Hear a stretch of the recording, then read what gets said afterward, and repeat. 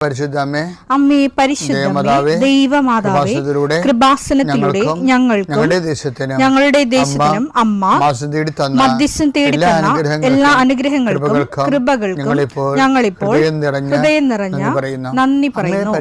അമ്മേ പരിശുദ്ധമേ, ദൈവമാതാവേ, 2004 ഡിസംബർ 7 ഉച്ചകഴിഞ്ഞ് 2:30 കൃപാസനത്തിൽ സംഭവിച്ച അമ്മയുടെ പ്രത്യക്ഷപ്പെടലിനെ കുറിച്ച് തിരുസഭയ്ക്ക് സമർപ്പിച്ചിരിക്കുന്ന പഠനരേഖകളുടെ സഭാത്മകമായ പഠനം ആരംഭിക്കുവാൻ ഞങ്ങൾ പ്രാർത്ഥിക്കുന്നു.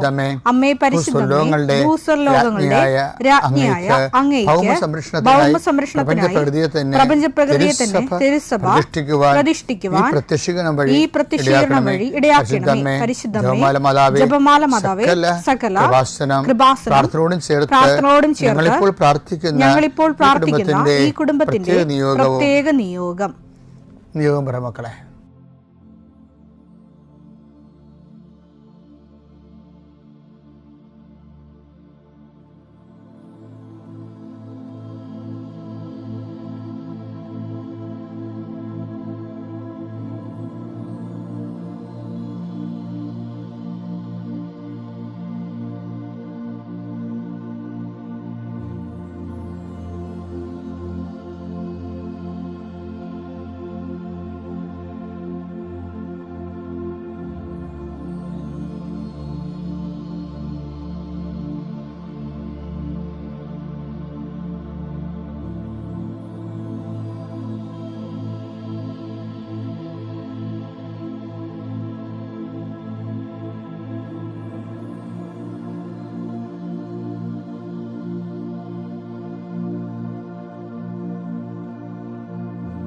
അമ്മയുടെ പ്രത്യക്ഷീകരണത്തിന്റെ ഈ അനുഗ്രഹവേളയിൽ ഞങ്ങൾക്ക് സാധിച്ചു തരുവാൻ കനിയണമേ.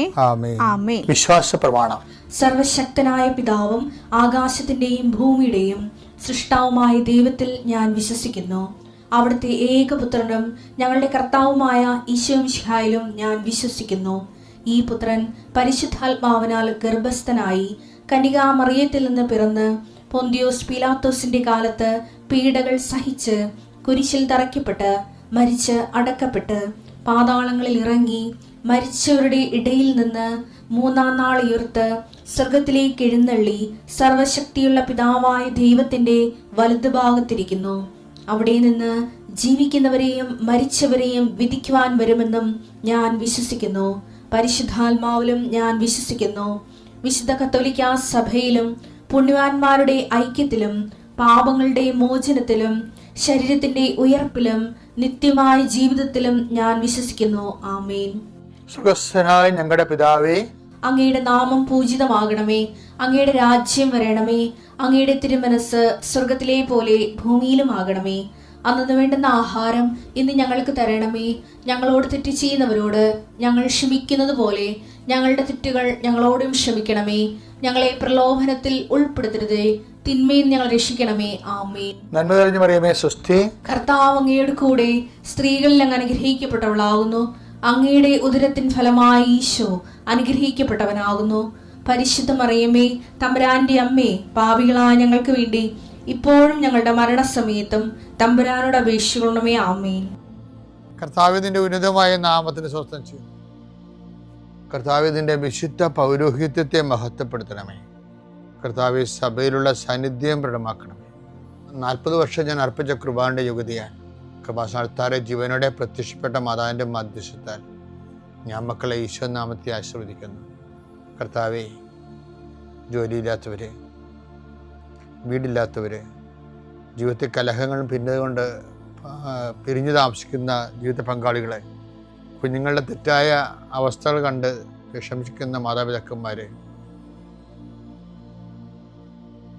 ശാരീരികമായ രോഗങ്ങളെ അവസരപ്പെടുന്നതും രോഗം ആകുന്നതിന് സമയമെടുക്കുന്നില്ല എന്ന് ഓർത്ത് ഉത്കണ്ഠപ്പെടുന്നവരെയും സമർപ്പിച്ച് പ്രാർത്ഥിക്കുന്നു. ഇന്ന് യാത്ര ചെയ്യുന്നവരെ, ഇന്നത്തെ യാത്രയ്ക്ക് വേണ്ടി വിവിധമായ ഒരുക്കിയിരിക്കുന്ന ലക്ഷ്യങ്ങൾ, കണ്ടുമുട്ടുന്ന വ്യക്തികൾ, സംസാരിക്കുന്ന സംഭാഷണങ്ങൾ, എഴുതുന്ന രേഖകൾ, ഒപ്പിടുന്ന ഡോക്യുമെൻറ്റുകൾ, പങ്കെടുക്കുന്ന ഇൻ്റർവ്യൂകൾ, സെൻഡ് ചെയ്യുന്ന മെസ്സേജുകൾ എല്ലാം കർത്താവിൻ്റെ കൃപയാൽ നിറയപ്പെടാനും നീ ഇന്ന് തിരികെ എത്തുന്ന സമയത്ത് കർത്താവിൻ്റെ കൃപ നിന്നെ നിറഞ്ഞു നിന്നുകൊണ്ട് സന്തോഷം വന്ന് ഉറങ്ങുവാനും ഇന്നത്തെ ദിവസം മുൻനിർത്തി നീ കണ്ടുമുട്ടുന്ന ഓരോ നിമിഷങ്ങളെയും, നിൻ്റെ ഓരോ സമയങ്ങളെയും, സന്ദർഭങ്ങളെയും, എല്ലാം സംരംഭങ്ങളെയും പരിശുദ്ധമ്മ ദൈവമാതാവിൻ്റെ മധ്യസ്ഥത്തിൽ രാത്രിയും തിരിച്ചെത്തുന്നവരെ കർത്താവിൻ്റെ നാമത്തിൽ മാതാവിൻ്റെ മധ്യസ്ഥതയിൽ ഞാൻ നിൻ്റെ ജീവിതത്തെയും നിൻ്റെ കുടുംബത്തെയും ഈശോ നാമത്തെ ആശീർവദിക്കുന്നു. എൻ്റെ പ്രിയോട് ഞാൻ ഇന്നലെ പറഞ്ഞതിൻ്റെ കുറച്ച് ബാക്കി പറഞ്ഞു. ഞാൻ ഒരിക്കൽ രസമുണ്ടേ, എൻ്റെ പ്രസംഗത്തിന് എൻ്റെ കുറച്ച് എന്നോട് വളരെ അടുപ്പമുള്ളവരൊക്കെ വാട്സപ്പ് റിലേഷൻസ് ഉള്ള ആൾക്കാരുണ്ടല്ലോ, ഏറ്റവും സഹപ്രവർത്തകർ, അടുത്ത സഹപ്രവർത്തകർക്ക് അതുള്ളൂ 10-20 വരെ ഉണ്ടാകാൻ തുടങ്ങണം. അപ്പോൾ അവർ ചിലരൊക്കെ ഇത് ഈ ഡെയിലി ബ്രെഡ് കൂടുന്നുണ്ട്. അപ്പോൾ ഒരാൾ കൂടി പറഞ്ഞേ, അച്ഛൻ്റെ ജീവിതാനുഭവങ്ങൾ കേൾക്കാൻ നല്ല രസമാണെന്നത്. ഇപ്പം ഞാൻ ഇന്നൊരു ജീവിതാനുഭവം പറയാൻ പോയി. ഞാൻ അമ്പലപ്പുഴ ഒരു പള്ളിയിൽ വികാരിയായിട്ടിരിക്കണേ, കുറേ കാലം ഇരുന്നേ അവിടെ. അന്ന് നിങ്ങൾക്ക് പലർക്കും എന്നെ അറിയത്തില്ലായിരുന്നു. ഞാൻ അമ്പലപ്പുഴ പള്ളിയിൽ 6 കൊല്ലത്തോളം അവിടെ വികാരിയായിട്ടിരുന്നു. അവിടെ കുറേ പ്രശ്നങ്ങളിൽ ഒരു പ്രശ്നം വെച്ച് കഴിഞ്ഞാൽ പള്ളിയുടെ ഒരു സ്ഥലമേ കുട്ടനാടൻ പാടശേഖരങ്ങളുടെ കൂട്ടത്തിൽ നടുക്ക് അമ്പലപ്പുഴ പള്ളിക്ക് ഒരു സ്ഥലം ഉണ്ടായിരുന്നു, ഒരു നെൽപ്പാടം. അപ്പോൾ പിതാവ് പാസ്റ്റർ വിസിറ്റ് വന്നപ്പോൾ ഞങ്ങൾ അവിടെ പോയി. ഇടയ സന്ദർശനം വന്നപ്പോൾ അപ്പോൾ ഞങ്ങൾക്ക് ഈ സ്ഥലമൊന്നും അറിയത്തില്ല. അപ്പോൾ നടത്തിപ്പുകാരൻ കൈ ചൂണ്ടി പള്ളിയിൽ നിന്ന് കുട്ടനാടൻ പാടശേഖരത്തിൻ്റെ അരികിൽ പോയി വെച്ചാൽ കൈ ചൂണ്ടി ഇന്ന സ്ഥലത്താണ് നമ്മുടെ സ്ഥലം കിടക്കണതാണ്. അപ്പോൾ അവിടെ നമ്മുടെ ഈ രേഖയൊന്നുമില്ല. പണ്ട് 945 അപ്പോൾ എത്രയോ വർഷം കഴിഞ്ഞ്, അല്ല 45 വർഷം മുമ്പ് നമ്മൾക്ക് ആരോ ഇഷ്ടദാനം തന്നാണ് വിൽപ്പത്തത്തിലൂടെ, ഏതോ ഒരു വിൽപ്പത്തത്തിലൂടെ പള്ളിക്ക് ഇഷ്ടദാനം കിട്ടിയതാണ്. അപ്പോൾ നമ്മുടെ കയ്യിൽ അങ്ങനെ രേഖകൾ അതിനൊന്നുമില്ല.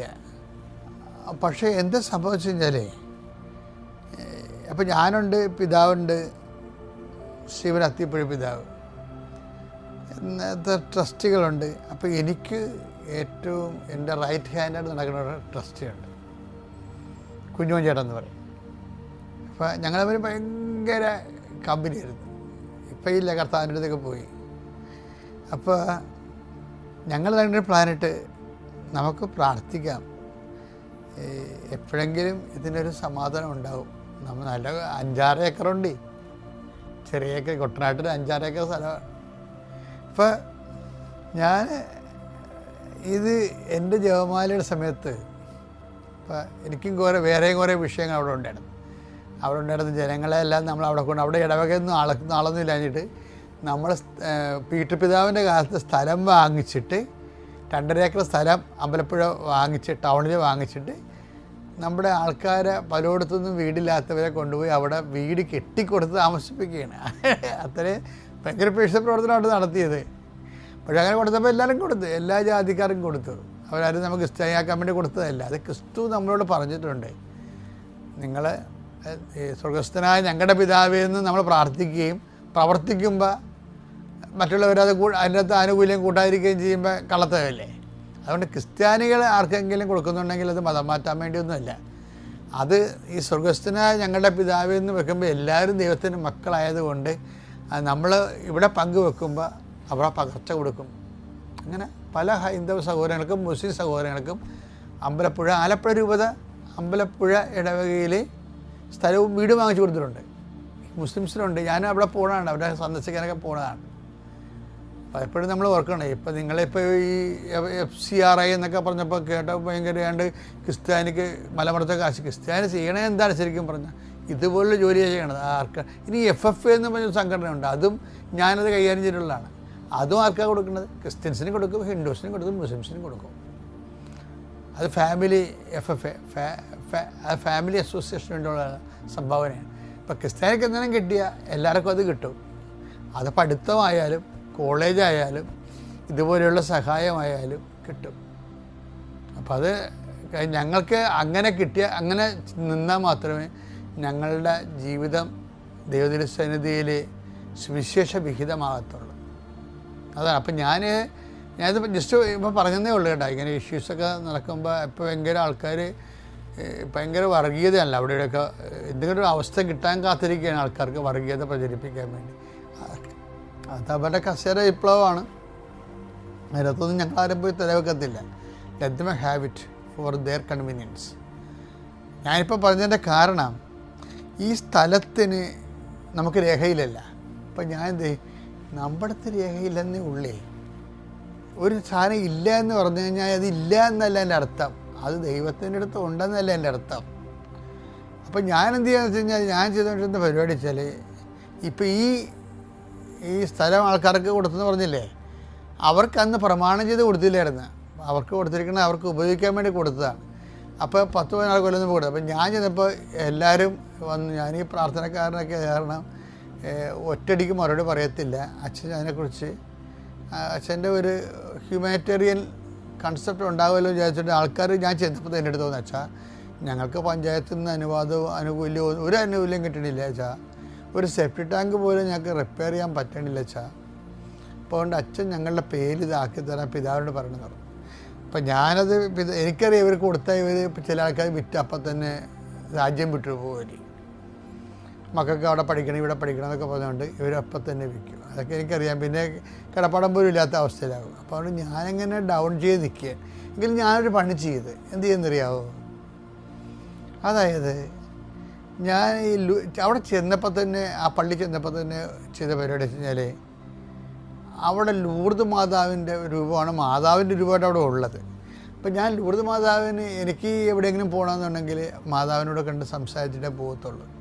അപ്പം ഞാൻ എന്ത് ചെയ്തു, ഞാൻ അമ്പലപ്പുഴ പള്ളിയുടെ വാതിക്കലുടെ ജനൽ തുറന്നിട്ടിട്ട് അൾത്താറയിരുന്ന മാതാവിനെ കൊണ്ടുവന്ന് അവിടെ അകത്ത് പള്ളിയുടെ അകത്ത് ഒരു മേശയിട്ട് പ്രതിഷ്ഠിച്ചു. അപ്പോൾ എനിക്ക് കൈയെത്തി അമ്മയുടെ കാലിൽ തൊട്ടിട്ട് കാര്യങ്ങൾ പറഞ്ഞിട്ട് പോകണം. തിരിച്ച് രാത്രി 1 മണിക്ക് 2 മണിക്കൊക്കെയാണ് ചിലപ്പോൾ കയറി വരുന്നത്.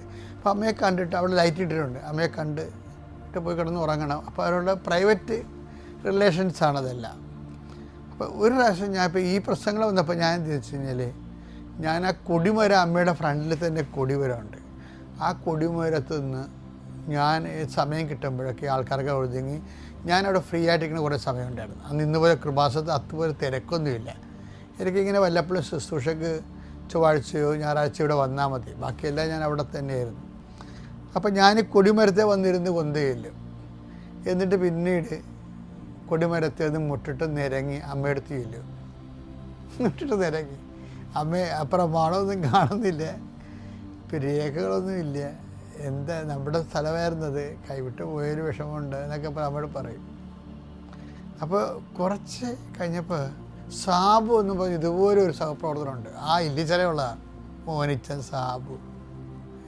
അപ്പോൾ സാബു ഒരിക്കൽ ഓടി വന്ന് എൻ്റെ അടുത്ത് പറഞ്ഞു, അച്ഛാ നമ്മളുടെ ആ സ്ഥലത്തില്ലേ കുട്ടനാട്ടിൽ, അവിടെ വേറെ ഒരു പാർട്ടി അവിടെ വിതക്കണം എന്ന് പറഞ്ഞു.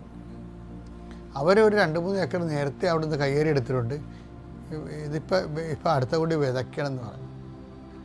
അപ്പോൾ ഞാനുടനെ ഒരു നീട്ടിപ്പിടിച്ച് കത്തെഴുതി പിതാവിന് കൊടുത്ത്, എന്തെങ്കിലും രേഖ ഉണ്ടെങ്കിൽ പിതാവ് തരണമെന്നും പറഞ്ഞു ബിഷപ്പ് ഹൗസിൽ.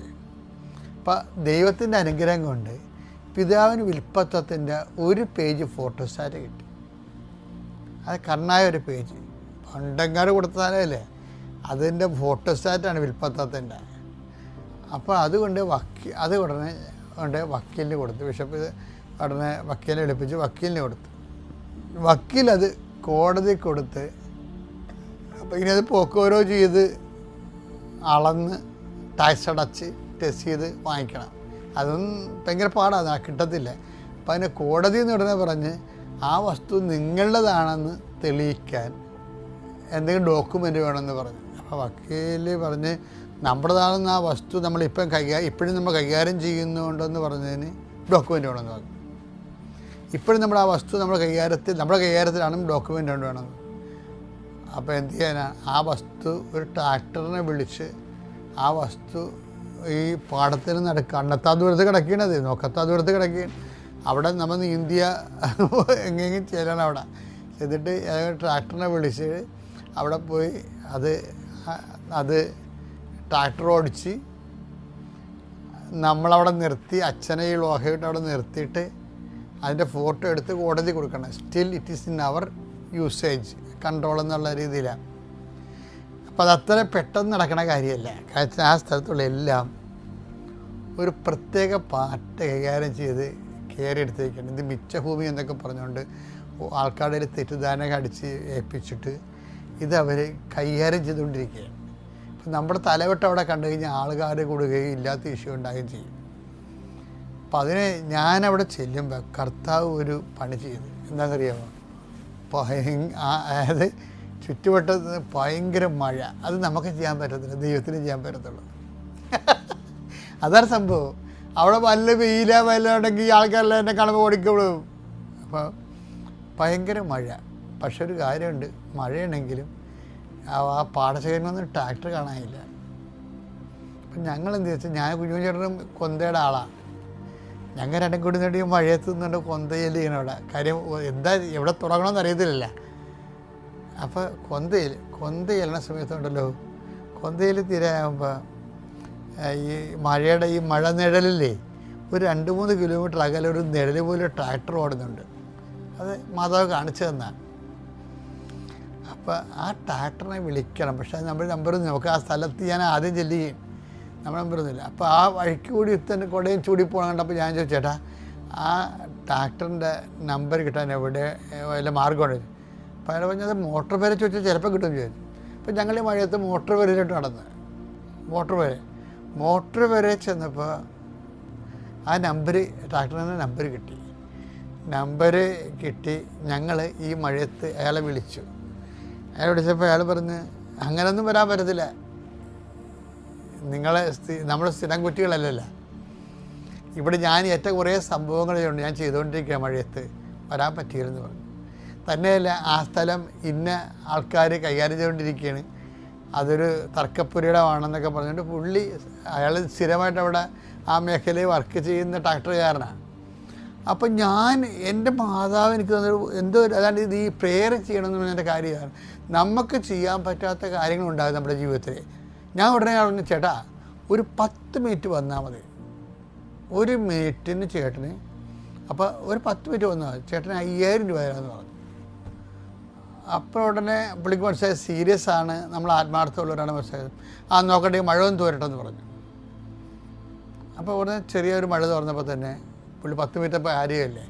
ഞങ്ങളിവിടുന്ന് ഈ മഴയത്ത് ഈ കുറേ പോകണം, അതിൻ്റെ അകത്ത് 1.5 കിലോമീറ്റർ നടക്കണം. അപ്പോൾ ഞാൻ ലോഹയൊക്കെ ഊരി തയ്യൽ ഓല കെട്ടി വെച്ചിരിക്കുക. താഴെയുടെ നനഞ്ഞ് കുതിർന്നു പോയി. പിന്നെ ഈ പാൻസ് ഇട്ടുകൊണ്ട് ഇറങ്ങി ഈ പാടശേഖരത്തിൻ്റെ വരമ്പിൽ കൂടി പോവുകയാണ്. നല്ല മഴയാണ്. പിന്നെ കുറേ വരമ്പിൽ ചിലപ്പോൾ കുഴമ്പില്ല. അവിടെ പിന്നെ നമുക്ക് ഇങ്ങനെ അരവപ്പം ഈ മുട്ടപ്പം വെച്ച് നീന്തി പോയി. പക്ഷെ അവിടെയൊക്കെ അണലി ഉള്ളതാണ് ശരിക്കും. എൻ്റെ ഒരു സുഹൃത്ത് അണലി കടിച്ച് അവിടെ മരിച്ചിട്ടുണ്ട്. പക്ഷേ ഈ സമയത്തൊന്നും ഈ മഴ അല്ലെങ്കിൽ നീന്തൽ അല്ലെങ്കിൽ ഇതൊന്നും ദൈവം നമ്മളെ അറിയിക്കത്തില്ല. അതാണ് എൻ്റെ വിഷയം. അതായത് ഒന്നും നിന്നെ ഉപദ്രവിക്കത്തില്ല. കർത്താവിന് നമ്മളെ കുറേ വാഗ്ദാനങ്ങളുണ്ടേ. നിങ്ങളെ സർപ്പങ്ങൾ, നമ്മൾ ഇന്നലെ കണ്ടില്ലേ, നിങ്ങളെ സർപ്പങ്ങളെ കയ്യിലെടുക്കും, നിങ്ങൾ ഉപദ്രവിക്കത്തില്ലെന്ന് പറഞ്ഞ പോലെ തന്നെ ഇങ്ങനെയുള്ള നെഗറ്റീവ് ഒന്നും, അതാണ് ഞാൻ ഇന്ന് പറഞ്ഞത്, അത് ദൈവം ഇങ്ങനെ ബ്ലോക്ക് ചെയ്ത് കളയും.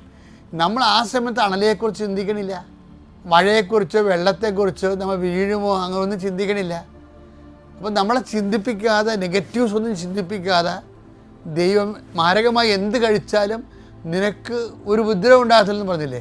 ഈ മാരകമായി ഒന്നും നമ്മളെ കഴിപ്പിക്കാൻ പോലും ദൈവസാധനത്തെക്കുറിച്ച് ഓർപ്പിക്കാതെ നമ്മൾ സ്പോട്ടിൽ ചെല്ലുക. അതാണ് പ്രാർത്ഥന കൂടെ. അപ്പം നിങ്ങൾ എപ്പോഴും നമ്മൾ ശ്രദ്ധിക്കേണ്ടത്, ഒരു വിഷയം ഉണ്ടാകുമ്പോൾ പ്രാർത്ഥിക്കണമല്ല. പ്രാർത്ഥന ഒരു ജീവശ്വാസം പോലെ കണ്ടിന്യൂസ് ആയിട്ട് തന്നെ ജീവിതത്തിൻ്റെ ഒരാളായിട്ട് മാറിയാൽ ഇതുപോലെയുള്ള സമയം വരുമ്പോൾ ദൈവത്തിൻ്റെ സ്വഭാവം കാണിക്കും. എന്താണ്?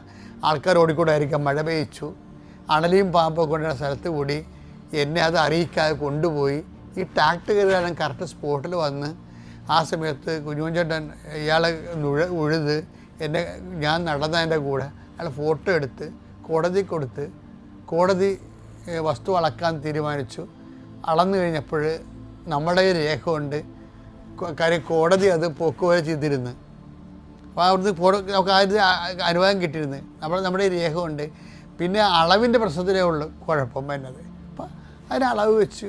അപ്പോൾ പെട്ടെന്ന് കാര്യം അപ്പം ഇത് ശരിക്കും പറഞ്ഞാൽ നടക്കാത്ത കാര്യമാണ്.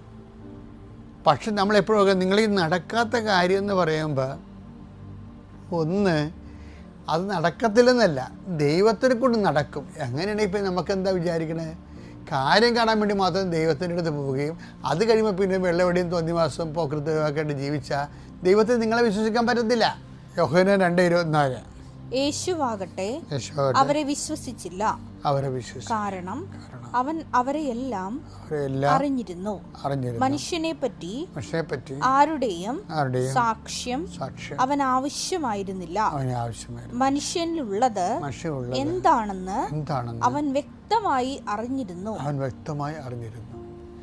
ദൈവത്തിനെ വിശ്വസിപ്പിച്ചെടുക്കണം. അതാണ് ഏറ്റവും ജീവിതത്തിൻ്റെ ഏറ്റവും പ്രധാനപ്പെട്ട ബുദ്ധിപരമായ ജീവിതം എന്ന് പറയുന്നത്. നമ്മൾ ദൈവത്തിനെ ആശ്രയിക്കുന്നു, ദൈവത്തിനെ കൊണ്ട് ജീവിക്കുന്നു. അത് ആ ദൈവത്തിന് ആനുകൂല്യത്തിന് വേണ്ടിയല്ല, അത് ദൈവത്തിന് വേണ്ടി മാത്രമാണെന്ന് പറഞ്ഞുള്ള ഒരു റിലേഷൻസ് നർച്ചർ ചെയ്ത് രൂപപ്പെടുത്തിയെടുത്താൽ നമുക്ക് ലോകത്തെ ജയിക്കാൻ പറ്റും. ഇതുപോലുള്ള എല്ലാ ജീവിത പ്രശ്നപ്പെട്ട പരിശുദ്ധ അമ്മയുടെ മുൻപിൽ ഈ പ്രത്യക്ഷീകരണത്തിന് സാക്ഷിയാകുവാൻ എന്നെ അനുവദിച്ച ഈശോയ്ക്ക് നന്ദി. എൻ്റെ പേര് ആൻസമ്മ. ഇതെൻ്റെ മോനാണ്. ഞാനൊരു റിട്ടയർഡ് ടീച്ചറാണ്. ഞാൻ തലയിൽപ്പറമ്പ് സെൻറ്റ് ജോർജ് പള്ളിയിലെ ഇടവക അംഗമാണ്. ഞാൻ കുഞ്ഞിലേ മുതൽ മാതാവിൻ്റെ വലിയൊരു ഭക്തയാണ്. ഞാൻ തന്നെയല്ല, എൻ്റെ കുടുംബം മുഴുവൻ മാതാവിൻ്റെ വലിയൊരു ഭക്തയാണ്. മാതാവ് വഴിയാണ് ഞങ്ങളുടെ കുടുംബത്തിലേക്ക് എല്ലാ അനുഗ്രഹങ്ങളും വർഷിച്ചിരിക്കുന്നത്. കൃപാസനത്തെപ്പറ്റി ഞാൻ അറിഞ്ഞത് എൻ്റെ ഒരു കൂട്ടുകാരി മുഖേനയാണ്. 2019 എൻ്റെ ഒരു കൂട്ടുകാരി പറഞ്ഞു, ഒരു ഉടമ്പടി പത്രം എന്നെ കാണിച്ചുകൊണ്ട് പറഞ്ഞു, നമുക്കിവിടെ ഒന്ന് പോകാം. ഞാൻ പോയിട്ടുള്ളതാണ്, എനിക്കൊരു കൂട്ടു വേണം, അപ്പോൾ നീയും കൂടെ വരാൻ പറഞ്ഞ് ഞാനും വന്നു. അന്ന് വന്നേയൊന്നും എനിക്ക് ഉടമ്പടി എടുക്കാൻ പറ്റിയില്ല, തിരക്കായിരുന്നു ഇവിടെ. പിന്നെ വേറൊരു ദിവസം വന്ന് ഞാൻ ഉടമ്പടി എടുത്തു. ഉടമ്പടിയിൽ ഞാൻ 3 കാര്യങ്ങളാണ് ഏറ്റവും കൂടുതലായിട്ട് അമ്മയുടെ അടുത്ത് പറഞ്ഞിരുന്നത്. എനിക്ക് 2 മക്കളാണുള്ളത്. ഈ 2 പേരും പഠിക്കാൻ മിടുക്കരുമാണ്. നല്ല ദൈവവിശ്വാസത്തിലാണ് ഞാൻ അവരെ വളർത്തിയത്.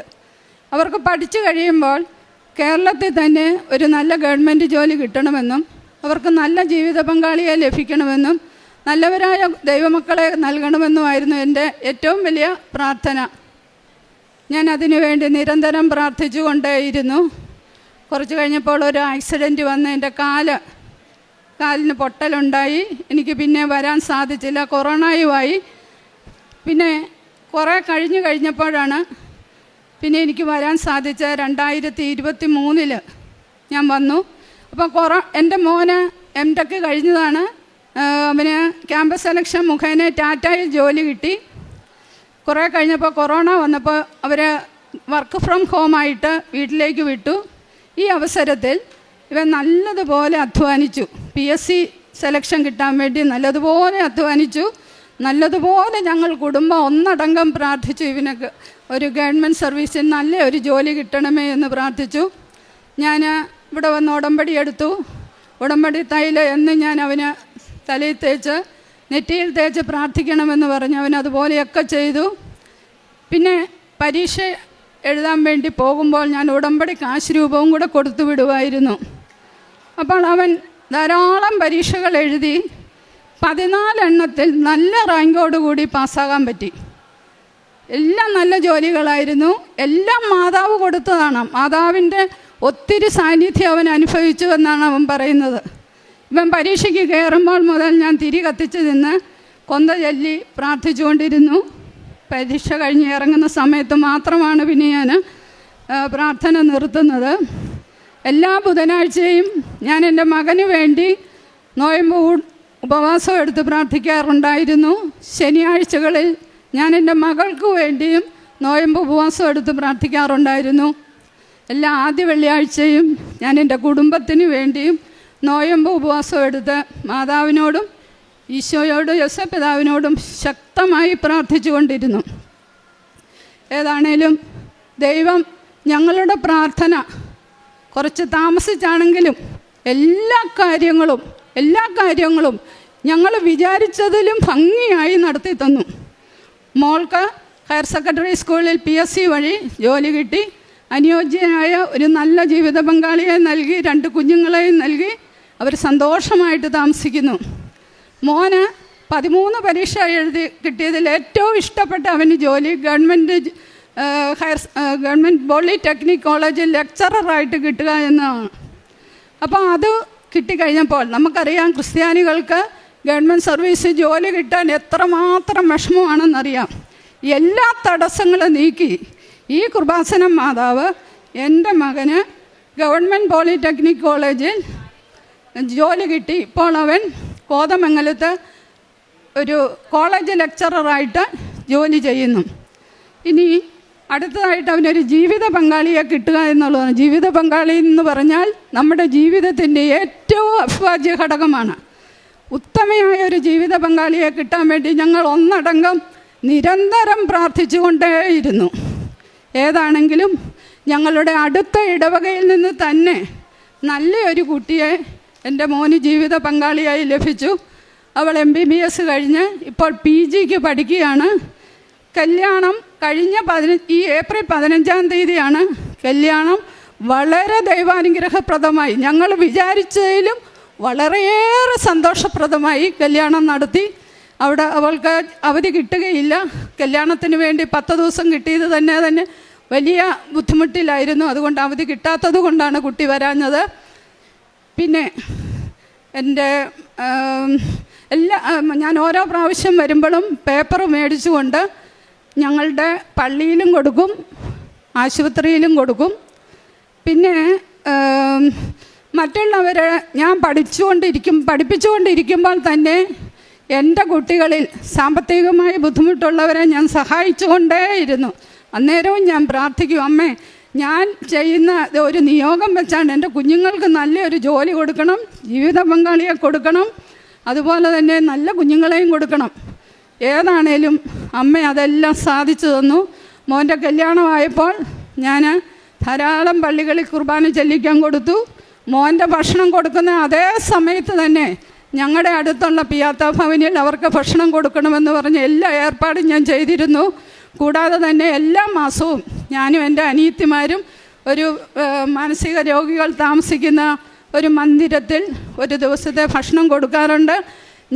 എനിക്ക് സാധിക്കുന്നവർക്കൊക്കെ എന്നെയും കൊണ്ട് പറ്റുന്നത് പോലെ അർഹരായവർക്ക് ഞാൻ സഹായം ചെയ്യാറുണ്ട്. പഠിക്കാൻ ബുദ്ധിമുട്ടുള്ള കുട്ടികളെ സഹായിക്കാറുണ്ട്. രോഗികളെ, എൻ്റെ കാല് മേലാത്തതുകൊണ്ട് എനിക്കധികം ദൂരത്തോട്ടൊന്നും പോകാൻ പറ്റുകയില്ല. അടുത്തുള്ള രോഗികളെ സന്ദർശിക്കാറുണ്ട്. പിന്നെ എൻ്റെ അടുത്ത് ഞാൻ ധാരാളം പ്രാർത്ഥിക്കുന്നത്, പുറത്തൊന്നും ഞാൻ കാണിക്കാറില്ല പ്രാർത്ഥന. ഞാൻ എൻ്റെ മുറിയിലിരുന്നാണ് പ്രാർത്ഥിക്കുന്നത്. പിന്നെ എല്ലാ ദിവസവും പള്ളിയിൽ പോകാറുണ്ട്. പറ്റുന്ന ദിവസങ്ങളിൽ, മോനുള്ളപ്പോഴാണ് വണ്ടിയിൽ പോകാറുള്ളത്. അല്ലാത്ത ദിവസങ്ങളിൽ ഞാൻ വീട്ടിലിരുന്ന് കുർബാന കാണാറുണ്ട്. അപ്പോൾ ധാരാളം പേരെന്നോട് പറയാറുണ്ട്, ടീച്ചറെ ഞങ്ങൾക്കും വേണ്ടി ഒന്ന് പ്രാർത്ഥിക്കുക, ടീച്ചറിൻ്റെ മക്കൾ രക്ഷപ്പെട്ടില്ല, അതുപോലെ പ്രാർത്ഥിക്കുവാൻ പറയാറുണ്ട്. ഞാൻ പറഞ്ഞു, എൻ്റെ മക്കൾ രക്ഷപ്പെട്ടിട്ടുണ്ടെങ്കിൽ അത് കൃപാസനം മാതാവ് രക്ഷപ്പെടുത്തിയതാണ്. നിങ്ങൾക്ക് ഈ യാതൊരു ബുദ്ധിമുട്ടും ഇല്ലാതെ കൃപാസനത്തിൽ പോകാം. പറ്റുകയില്ലെങ്കിൽ ഞാൻ കൊണ്ടുപോകാം.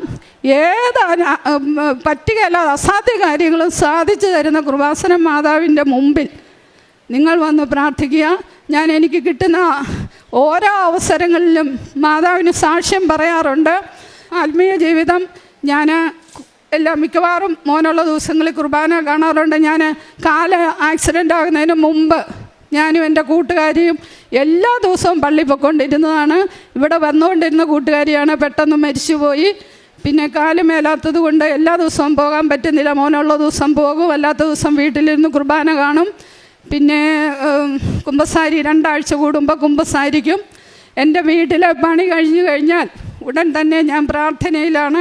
എല്ലാ മക്കൾക്കും വേണ്ടി ഞാൻ പ്രാർത്ഥിക്കുക. എൻ്റെ മക്കളെ പോലെ തന്നെ എല്ലാ മക്കൾക്കും വേണ്ടി ഞാൻ പ്രാർത്ഥിക്കുക. അറിയാവുന്ന എല്ലാ രോഗികൾക്കും വേണ്ടി പ്രാർത്ഥിക്കും. പറ്റാവുന്നിടത്തൊക്കെ ഞാൻ പോയി കാണും. എനിക്ക് കാല് മേലാത്തത് കൊണ്ട് അധികം നടക്കാൻ പറ്റുകയില്ല. എൻ്റെ വലിയൊരു ആഗ്രഹമായിരുന്നു കൃപാസനത്തിൽ വന്ന് വളരെ സന്തോഷത്തോടു കൂടി അമ്മയുടെ മുമ്പിൽ വലിയൊരു നന്ദി പ്രകാശിപ്പിക്കാനുള്ള കൃപ കിട്ടണമെന്നുള്ളത് എൻ്റെ ഉള്ളിലെ ആഗ്രഹമായിരുന്നു. അത് അമ്മ സാധിച്ചു തന്നു. അമ്മയ്ക്ക് 100 നന്ദി. എൻ്റെ മരണം വരെ ഞാനും എൻ്റെ മക്കളും അമ്മയുടെ കാൽ കീഴിൽ അഭയം പ്രാപിച്ചുകൊണ്ട് ഈശോയിലേക്ക് അടുക്കാനാണ് എൻ്റെ പ്രാർത്ഥന. എല്ലാ നന്മകളും അമ്മയിൽ നിന്ന് പ്രാർത്ഥിച്ചുകൊണ്ട് ഞാൻ അവസാനിപ്പിക്കുന്നു. എൻ്റെ പേര് ബാബു ശ്രീയക്ക്. ഞാനിപ്പോൾ ലെക്ചറായിട്ട് വർക്ക് ചെയ്യുന്നു ഗവൺമെൻറ് കോളേജിൽ. അമ്മയുടെ പ്രാർത്ഥന ഞാൻ നേരിട്ട് കണ്ടതാണ്, നേരിട്ട് അനുഭവിക്കുകയും ചെയ്തതാണ്. ഏകദേശം 14 കേരള പി സി റാങ്ക് ലിസ്റ്റുകളോളം ഞാൻ ഉണ്ട്. അതും അത്യാവശ്യം റാങ്ക് ലിസ്റ്റുകളിലെല്ലാം 10-നകത്ത് തന്നെയാണ് റാങ്ക്. അപ്പോൾ എല്ലാം മാതാവിൻ്റെ പ്രത്യേകമായ മതിശക്തിയാണ്, കൃപാസന മാതാവിൻ്റെ. അതുപോലെ തന്നെ കല്യാണവും അതിഗംഭീരമായി തന്നെ മാതാവ് നടത്തി തന്നു. അതുപോലെ തന്നെ ഞങ്ങൾക്കറിയാവുന്ന ഒരു കുടുംബത്തിൽ നിന്ന് തന്നെ എനിക്ക് ജീവിത പങ്കാളിയെ കിട്ടി. മാതാവിന് പ്രത്യേകം നന്ദി, കൃപാസന മാതാവിന്. അതുപോലെ തന്നെ അമ്മയാണെങ്കിലും അമ്മയ്ക്ക് സാക്ഷ്യം വഹിക്കാൻ കൊടുക്കാൻ പറ്റുന്ന അവസരങ്ങളെല്ലാം അമ്മ കൃപാസന മാതാവിന് സാക്ഷ്യം കൊടുക്കാറുണ്ട്. കൃപാസന മാതാവിന് പ്രത്യേകം നന്ദി. അവിടുന്ന് അവരെ എന്നേക്കും അനുഗ്രഹപൂർണരാക്കി. അങ്ങയുടെ സാന്നിധ്യത്തിൻ്റെ സന്തോഷം കൊണ്ട് അവരെ ആനന്ദിപ്പിച്ചു. സങ്കീർത്തനം 21:6 ഉടമ്പടി ദൈവത്തോടുള്ള ഒരു ആത്മീയ ബന്ധമാണ്. ദൈവസന്നിധിയിലെ സന്തോഷം ആനന്ദിക്കാനുള്ള ഒരു വിളിയാണ്. അനുഗ്രഹങ്ങളുടെ ഉറവയായ ദൈവത്തിലേക്ക് അടുക്കാനും ആ സന്നിധിയിൽ ജീവിക്കുവാനുമുള്ള ഒരു വിളി, ഒരു ഉറച്ച വിശ്വാസം ആണ് ഉടമ്പടി. ദൈവസന്നിധിയിൽ പരിശുദ്ധ അമ്മ ജീവനോടെ പ്രത്യക്ഷപ്പെട്ട ഈ ആലയത്തിൽ വന്ന് അമ്മയുടെ സന്നിധിയിൽ ഉടമ്പടി എടുക്കുമ്പോൾ നമ്മൾക്ക് ഏറ്റവും നല്ല ഉറപ്പ് ദൈവസാന്നിധ്യമാണ്. ദൈവസാന്നിധ്യമാണ് നമ്മുടെ ജീവിതത്തിൽ കൂടുതൽ സന്തോഷം നൽകുന്നത്. ഏതവസ്ഥയിലായാലും പ്രതിസന്ധികളും ബുദ്ധിമുട്ടുകളും തരണം ചെയ്യാൻ ബുദ്ധിമുട്ടുമ്പോൾ ഉടമ്പടി മക്കളുടെ ജീവിതത്തിൽ ഒരുപക്ഷെ ആ ഉടമ്പടി തൈലവും ഉടമ്പടി കാശുരൂപവും ഉടമ്പടി വസ്തുക്കളായ ഉടമ്പടി ഉപ്പും തേനുമൊക്കെയാണ് നമുക്ക് ധൈര്യം നൽകുന്നത്. അത് അമ്മയുടെയും ഈശോയുടെയും ഒരു പ്രസൻസാണ്, ഒരു സാന്നിധ്യമാണ്. ഉടമ്പടി വിശ്വാസത്തോടെ വിശ്വസ്തയോടെ പാലിക്കുമ്പോൾ നമ്മുടെ കുടുംബത്തിലെ മറ്റുള്ളവർക്കും നമ്മളൊരു അനുഗ്രഹമായി മാറുകയാണ്. ഒരു വ്യക്തി മാത്രമല്ല, ആ കുടുംബവും ആ കുടുംബത്തിനടുത്തുള്ള അയൽപക്കക്കാരും ആ ജോലി ചെയ്യുന്ന ഓഫീസും നമ്മളോട് ബന്ധപ്പെടുന്ന ഓരോരുത്തർക്കും നമ്മളൊരു അനുഗ്രഹമായി മാറുകയാണ്. ഉടമ്പടി മക്കളുടെ ജീവിതത്തിൽ ഓരോ സാക്ഷ്യങ്ങൾ നമ്മൾ മനസ്സിലാക്കുന്നു. അതുതന്നെയാണ് ദൈവത്തിൻ്റെ അനുഗ്രഹങ്ങൾ ലഭിക്കുകയും ആ അനുഗ്രഹങ്ങൾ സാക്ഷ്യങ്ങളാക്കി മറ്റുള്ളവർക്ക് പകർന്നു കൊടുക്കുകയുമാണ് ഓരോ വ്യക്തികളും ഉടമ്പടിയിലൂടെ ചെയ്യുന്നത്. ആൻസമ്മ ജോർജ് എന്ന സഹോദരിയുടെ സാക്ഷ്യത്തിലും ഈശോയുടെ അമ്മയുടെ സാന്നിധ്യം മനസ്സിലാക്കിയത് ഉടമ്പടിയിലൂടെയാണ്. കൂട്ടുകാരി ഉടമ്പടി കൃപാസനത്തെപ്പറ്റി പറയുകയും റിട്ടയർഡ് ടീച്ചറായ ഈ സഹോദരി പരിശുദ്ധ അമ്മയുടെ സന്നിധിയിൽ വന്ന് ഉടമ്പടി എടുക്കുകയും മക്കൾക്ക് വേണ്ടിയാണ് പ്രാർത്ഥിച്ചത്. കേരളത്തിൽ തന്നെ ഒരു ജോലി നൽകി ഞങ്ങളെ അനുഗ്രഹിക്കണമേ എന്ന്. നമുക്കറിയാം, ഇപ്പോഴത്തെ കാലത്ത് എല്ലാവർക്കും പുറത്തേക്ക് പോകാനാണ് ആഗ്രഹം. നല്ല ജോലി നേടാനും അവിടെ ചെന്ന് സെറ്റിലാവാനും ഒരു ഫ്യൂച്ചറിനെ പറ്റിയുള്ള വലിയ ആഗ്രഹമൊക്കെയാണ്. പക്ഷേങ്കിൽ ഈ സഹോദരി പ്രാർത്ഥിച്ചത് കേരളത്തിൽ തന്നെ ജോലി കിട്ടാനുള്ള ഒരു അനുഗ്രഹത്തിന് വേണ്ടി. അതുപോലെ തന്നെ മകൻ M.Tech പാസ്സാകുകയും ക്യാമ്പസ് സെലക്ഷനിലൂടെ ജോലി ലഭിക്കുകയും പിന്നീട് PSC വളരെ ഹാർഡ് ആയിട്ട് വർക്ക് ചെയ്തതിൻ്റെ ഫലമായിട്ട് PSC ടെസ്റ്റ് പാസ്സാവുകയും അത് ഏകദേശം നല്ല രീതിയിൽ പാസ്സാകാൻ സാധിച്ചത് ഉടമ്പടി വസ്തുക്കൾ ഉപയോഗിച്ച് ഉടമ്പടി പ്രാർത്ഥന ചൊല്ലി ഉടമ്പടി വിശ്വാസത്തോടെ നയിച്ചതിൻ്റെ ഫലമായിട്ട് അമ്മയുടെ പ്രാർത്ഥന ഫലമായിട്ടാണ്. ഏകദേശം നല്ല ജോലികൾക്ക് കോളുണ്ടായിരുന്നു. പക്ഷെങ്കിൽ 14 ജോലി വേക്കൻസീസാണ് അവൈലബിൾ ആയിട്ടുണ്ടായിരുന്നത്. പക്ഷെങ്കിൽ ഈ മകൻ സെലക്ട് ചെയ്തത് ഒരു പ്രത്യേക ഗവൺമെൻറ് പോളിടെക്നിക് കോളേജിലെ ലെക്ചറായിട്ടാണ്. ഇവിടെയും ഈശോയും അമ്മയുടെ ഒരു വലിയ അനുഗ്രഹമാണെന്നാണ് മകൻ സാക്ഷ്യപ്പെടുന്നത്. കാരണം ദൈവത്തിൻ്റെ ഒരു കൃപയാലാണ്. Not by merit but by grace. കാരണം ഒത്തിരി സെലക്ഷൻ ഉണ്ടായിരുന്നു. എങ്കിലും ഇഷ്ടപ്പെട്ട ഒരു ജോലി കിട്ടുന്നത് അതും കേരളത്തിൽ തന്നെ ലഭിക്കുക എന്നത് ദൈവത്തിൻ്റെ ഒരു വലിയ കൃപയായിട്ടാണ് ഈ സഹോദരി ഇവിടെ സാക്ഷ്യപ്പെടുത്തുന്നത്.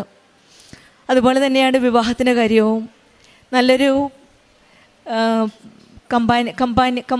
നല്ലൊരു വൈഫിനെ കിട്ടണം തന്നെ പ്രാർത്ഥിക്കുകയും നല്ലൊരു മരുമകൾക്ക് വേണ്ടി പ്രാർത്ഥിക്കുകയും ചെയ്യുന്നതിൻ്റെ ഫലമായിട്ട് ആഗ്രഹിച്ച പ്രകാരം തന്നെ കല്യാണം നടത്തുകയും ഏപ്രിൽ 15 ഈ മാസം തന്നെയാണ് കല്യാണം കഴിയുകയും പരിശുദ്ധ അമ്മയുടെ സന്നിധിയിൽ വന്ന് നന്ദി പറയുകയും ചെയ്യുന്നത്.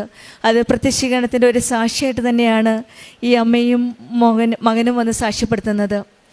ഈശോയുടെയും അമ്മയുടെയും അനുഗ്രഹം മനസ്സിലാക്കി അടുത്തറിഞ്ഞ ഒരു കുടുംബമാണ്. ഉടമ്പടി വിശ്വാസത്തോടെ വിശ്വസ്തയോടെ നയിക്കുമ്പോൾ അനുഗ്രഹങ്ങൾ ആഫ്റ്റർ അനുഗ്രഹങ്ങൾ നമുക്ക് ദൈവം തരുന്നത്. കൃപാസനം അമ്മ ഉടമ്പടിയിലൂടെ ദൈവസന്നിധിയിൽ ഉറച്ചു ജീവിക്കുവാനും പരിശുദ്ധ അമ്മയാണ് നമ്മുടെ കരം പിടിച്ച് ആ ദൈവസാന്നിധ്യത്തിൻ്റെ ഉറവിടത്തിലേക്ക് നമ്മെ കൊണ്ടുപോകുന്നതും. ആ അമ്മയുടെ കരം പിടിച്ചുകൊണ്ട് നമ്മുടെ ഉടമ്പടി ജീവിതവും കൂടുതൽ തീക്ഷ്ണതയോടെ നമുക്ക് മുന്നോട്ട് നയിക്കട്ടെ എന്ന് പ്രാർത്ഥിക്കാം. ആൻസമ്മ ടീച്ചറിനും കുടുംബത്തിനും ലഭിച്ച എല്ലാ അനുഗ്രഹങ്ങൾക്കും നമ്മൾക്ക് കരങ്ങളടിച്ച് ദൈവത്തെ മഹത്വപ്പെടുത്താം. യേശുവേ നന്ദി. പരിശുദ്ധ അമ്മ ജീവനോടെ പ്രത്യക്ഷപ്പെട്ട ഈ അൾത്താരയിൽ അമ്മയുടെ പ്രത്യക്ഷീകരണത്തിൻ്റെ സാക്ഷിയാക്കി എന്നെ ഉയർത്തിയ പരിശുദ്ധ അമ്മയ്ക്കും ഈശോയ്ക്കും 1000 നന്ദി. എൻ്റെ പേര് ജെസ്സി.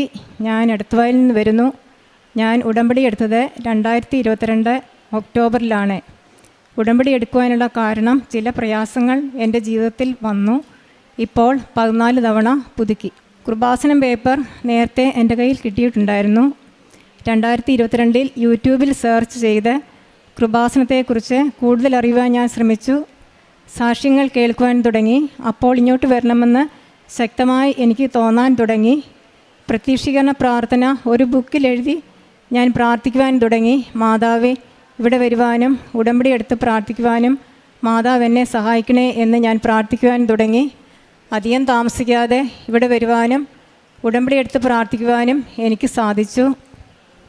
ആദ്യമായി എനിക്ക് പറയുവാനുള്ള സാക്ഷ്യം പരിശുദ്ധ അമ്മയും ഈശോയും എനിക്ക് ഒരു ഭവനം തന്നതിനെക്കുറിച്ചാണ് പറയുവാനുള്ളത്. 15 വർഷമായി ഞങ്ങൾ വാടകയ്ക്ക് താമസിക്കുമായിരുന്നു.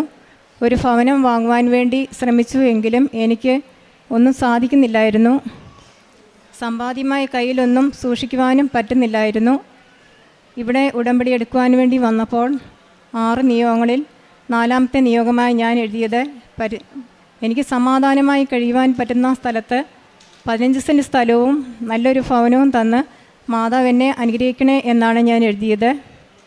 ഉടമ്പടി ക്ലാസ്സിൽ വലിയ വലിയ കാര്യങ്ങൾ വയ്ക്കണമെന്ന് പറഞ്ഞപ്പോൾ എൻ്റെ മനസ്സിൽ തോന്നിയതനുസരിച്ച് ഞാൻ അങ്ങനെയാണ് എഴുതിയത്. നിയോഗങ്ങളെല്ലാം എഴുതി പ്രാർത്ഥിച്ച് മാതാവിന് സമർപ്പിച്ചു പോകുമ്പോൾ ഇനി മാതാവ് കൂടെയുണ്ടല്ലോ എന്നുള്ള ഒരു ആശ്വാസവും ധൈര്യവും ഉണ്ടായിരുന്നു. എല്ലാ ദിവസവും കൃത്യമായി തന്നെ രാവിലെയും വൈകിട്ടും പ്രാർത്ഥിക്കുവാൻ തുടങ്ങി. ഉടമ്പടിയിൽ പറഞ്ഞിരിക്കുന്ന കാര്യങ്ങൾ എന്നെക്കൊണ്ട് ചെയ്യുവാൻ പറ്റുന്ന രീതിയിൽ ഞാൻ ചെയ്തു തുടങ്ങി. 2 ആഴ്ച കഴിഞ്ഞപ്പോൾ പരിചയമുള്ള ഒരാൾ വഴി 15 സെൻറ്റ് സ്ഥലവും നല്ലൊരു ഭവനവും കാണുവാൻ മാതാവ് എന്നെ ഇടയാക്കി. ഞാൻ പറഞ്ഞ വിലയിൽ തന്നെ ആ വീട് തരാമെന്നും സമ്മതിച്ചു. ബാങ്കിൽ പോയി ലോണിന് വേണ്ടി ചോദിച്ചു. ലോൺ തരാമെന്നും പറഞ്ഞു. എന്നാൽ ചില കാരണങ്ങളാൽ ആ വീട് എടുക്കുന്ന കാര്യത്തിൽ ഞാനൊരു തീരുമാനം എടുത്തില്ല. ദിവസങ്ങൾ നീണ്ടുപോയി. അത് മാതാവിൻ്റെ വീടാണല്ലോ എന്നോർത്തപ്പോൾ ഞാൻ ആ വീട് വീണ്ടും എടുക്കണമെന്ന് ആഗ്രഹിച്ച് ഞാൻ ലോണിന് വേണ്ടി ബാങ്കിൽ പോയി ചോദിച്ചു. എന്നാൽ തടസ്സങ്ങളായി. ദൈവം നിശ്ചയിച്ച സമയം അത് വളരെ വിലപ്പെട്ട സമയമായിരുന്നു. സമയം നീണ്ടുപോയതുകൊണ്ട് തടസ്സമായി. ലോൺ കിട്ടിയില്ല. അതിനുശേഷം ഓരോ ബാങ്കിലും ഞാൻ ചെന്ന് വിശ്വാസപ്രമാണം ചൊല്ലി പ്രാർത്ഥിച്ച് വിശുദ്ധ ഉപ്പ് വിതറി. ഉടമ്പടി ഓരോ തവണ പുതുക്കുമ്പോഴും 1ാമത്തെ നിയോഗമായിട്ട് ഞാൻ വീടിൻ്റെ കാര്യം എഴുതി പ്രാർത്ഥിച്ചു കൊണ്ടിരുന്നു. 1 വർഷം കഴിഞ്ഞപ്പോൾ ആ വീട് വേറൊരാൾക്ക് വിറ്റു. വേറെ വീടുകൾ ഞാൻ പോയി കണ്ടു, എങ്കിലും എനിക്കൊന്നും ഇഷ്ടപ്പെടുന്നില്ലായിരുന്നു. ഒരു വീടും കാണുന്നില്ല എന്ന് തീരുമാനിച്ചു. മാതാവിനോടും ഈശോയോടും മാത്രം ആവശ്യങ്ങൾ പറഞ്ഞ് ഞാൻ പ്രാർത്ഥിച്ചു കൊണ്ടിരുന്നു. നീല ഉടമ്പടിയിലായപ്പോൾ മൊബൈൽ നോക്കിയപ്പോൾ ഞാനൊരു മെസ്സേജ് കണ്ടു, 15 സെൻറ്റ് സ്ഥലവും വീടും കൊടുക്കുന്നുവെന്ന്. ഞാൻ പെട്ടെന്ന് ആ നമ്പറിൽ വിളിച്ചു. ആ വീട് പോയി കാണുകയും ചെയ്തു. എന്നാൽ ആ വീട് നേരത്തെ മാതാവ് കാണിച്ച ആ വീട് തന്നെയായിരുന്നു. വില സ്വല്പം കൂടുതലാണെങ്കിലും മാതാവും ഈശോയും എന്നെ സഹായിക്കുമെന്ന് വിശ്വസിച്ച് ഞാൻ ലോണിന് വേണ്ടി ബാങ്കിൽ പോയി ചോദിച്ചു. എന്നാൽ ലോൺ കിട്ടിയില്ല. ഉടമ്പടി 8ാമത് പുതിയ ശേഷം ഞാൻ അച്ഛനെ കണ്ടു. അച്ഛൻ ഒരു കാശുരൂപം പ്രാർത്ഥിച്ചു തന്നു. വസ്തു വാങ്ങുവാൻ അഡ്വാൻസ് കൊടുക്കുന്ന സമയത്ത് ആ കാശുരൂപം മണ്ണിനുള്ളിൽ സ്ഥാപിക്കണമെന്ന് പറഞ്ഞു. ഞാൻ അതുപോലെ ചെയ്തു. ഒരു മാസം പൂർത്തിയായപ്പോൾ മൊബൈലിൽ ഞാൻ വീണ്ടും ഒരു മെസ്സേജ് കണ്ടു, ആ വീട് വാടകയ്ക്ക് കൊടുക്കുന്നുവെന്ന്. ഞാൻ വിളിച്ചു ചോദിച്ചപ്പോൾ തരാമെന്നും പറഞ്ഞു. എന്നാൽ അവസാന നിമിഷം വിളിച്ചു ചോദിച്ചപ്പോൾ ആ വീട് വേറൊരാൾക്ക് കൊടുത്തു പോയെന്നും പറഞ്ഞു. ഞാൻ എന്നെ തന്നെ പരിശോധിച്ചു. എൻ്റെ കുറവുകൾ കണ്ടെത്തി ഉടമ്പടി കൂടുതൽ മെച്ചമായി ചെയ്തുകൊണ്ടിരുന്നു. വെള്ള ഉടമ്പടിയിലായപ്പോൾ എനിക്ക് മുത്തുകുട പിടിക്കുവാൻ കിട്ടി. എനിക്കപ്പോൾ സമാധാനമായി. മാതാവ് എൻ്റെ കൂടെയുണ്ടെന്ന് എനിക്കുറപ്പായി. ആ വീട് വീണ്ടും കൊടുക്കുന്നുവെന്ന് ഒരാൾ വഴി ഞാൻ അറിയുകയും ലോണിന് വേണ്ടി ബാങ്കിൽ പോയി ചോദിച്ചു. ലോൺ തരാമെന്നും പറഞ്ഞു. എന്നാൽ അതോടൊപ്പം പരീക്ഷണങ്ങളും വന്നു. അവസാനം അഡ്വാൻസ് കൊടുക്കുന്ന സമയം വന്നപ്പോൾ തടസ്സമായി. ആ വീട് കൊടുക്കുന്നില്ല എന്ന് പറഞ്ഞു. എന്നാൽ ദൈവം എൻ്റെ കാര്യത്തിൽ ശരിക്കും ഇടപെടുന്നതായിട്ട് ആ സമയങ്ങളിലൊക്കെ എനിക്ക് അനുഭവപ്പെടുന്നുണ്ടായിരുന്നു. ദൈവം എന്നെ സഹായിക്കുമെന്ന് വിശ്വസിച്ച് പ്രാർത്ഥിച്ച് ഞാൻ മുന്നോട്ട് പോയി. ഉടമ്പടി 10ാമത് പുതുക്കാൻ വേണ്ടി ഞാൻ ഇവിടെ വന്നപ്പോൾ ഞാൻ ഇവിടെ നിന്ന് പ്രാർത്ഥിച്ചു, മാതാവേ, എനിക്ക് മാതാവിനെ ഒന്ന് കയ്യിൽ പിടിക്കുവാൻ തരണമേ എന്ന് പ്രാർത്ഥിച്ചു. എനിക്ക് മാതാവിനെ കിട്ടി. എനിക്ക് സമാധാനമായി. മാതാവിനെ കയ്യിൽ കിട്ടിയപ്പോൾ ഞാൻ ഒന്നും മാത്രമേ പ്രാർത്ഥിച്ചുള്ളൂ, അമ്മേ, എന്നെ അമ്മയുടെ പ്രത്യക്ഷീകരണത്തിൻ്റെ സാക്ഷിയാക്കി എന്നെ ഉയർത്തണമേ. ആ ഒരു പ്രാർത്ഥന മാത്രമേ എൻ്റെ ഉള്ളിൽ വന്നുള്ളൂ.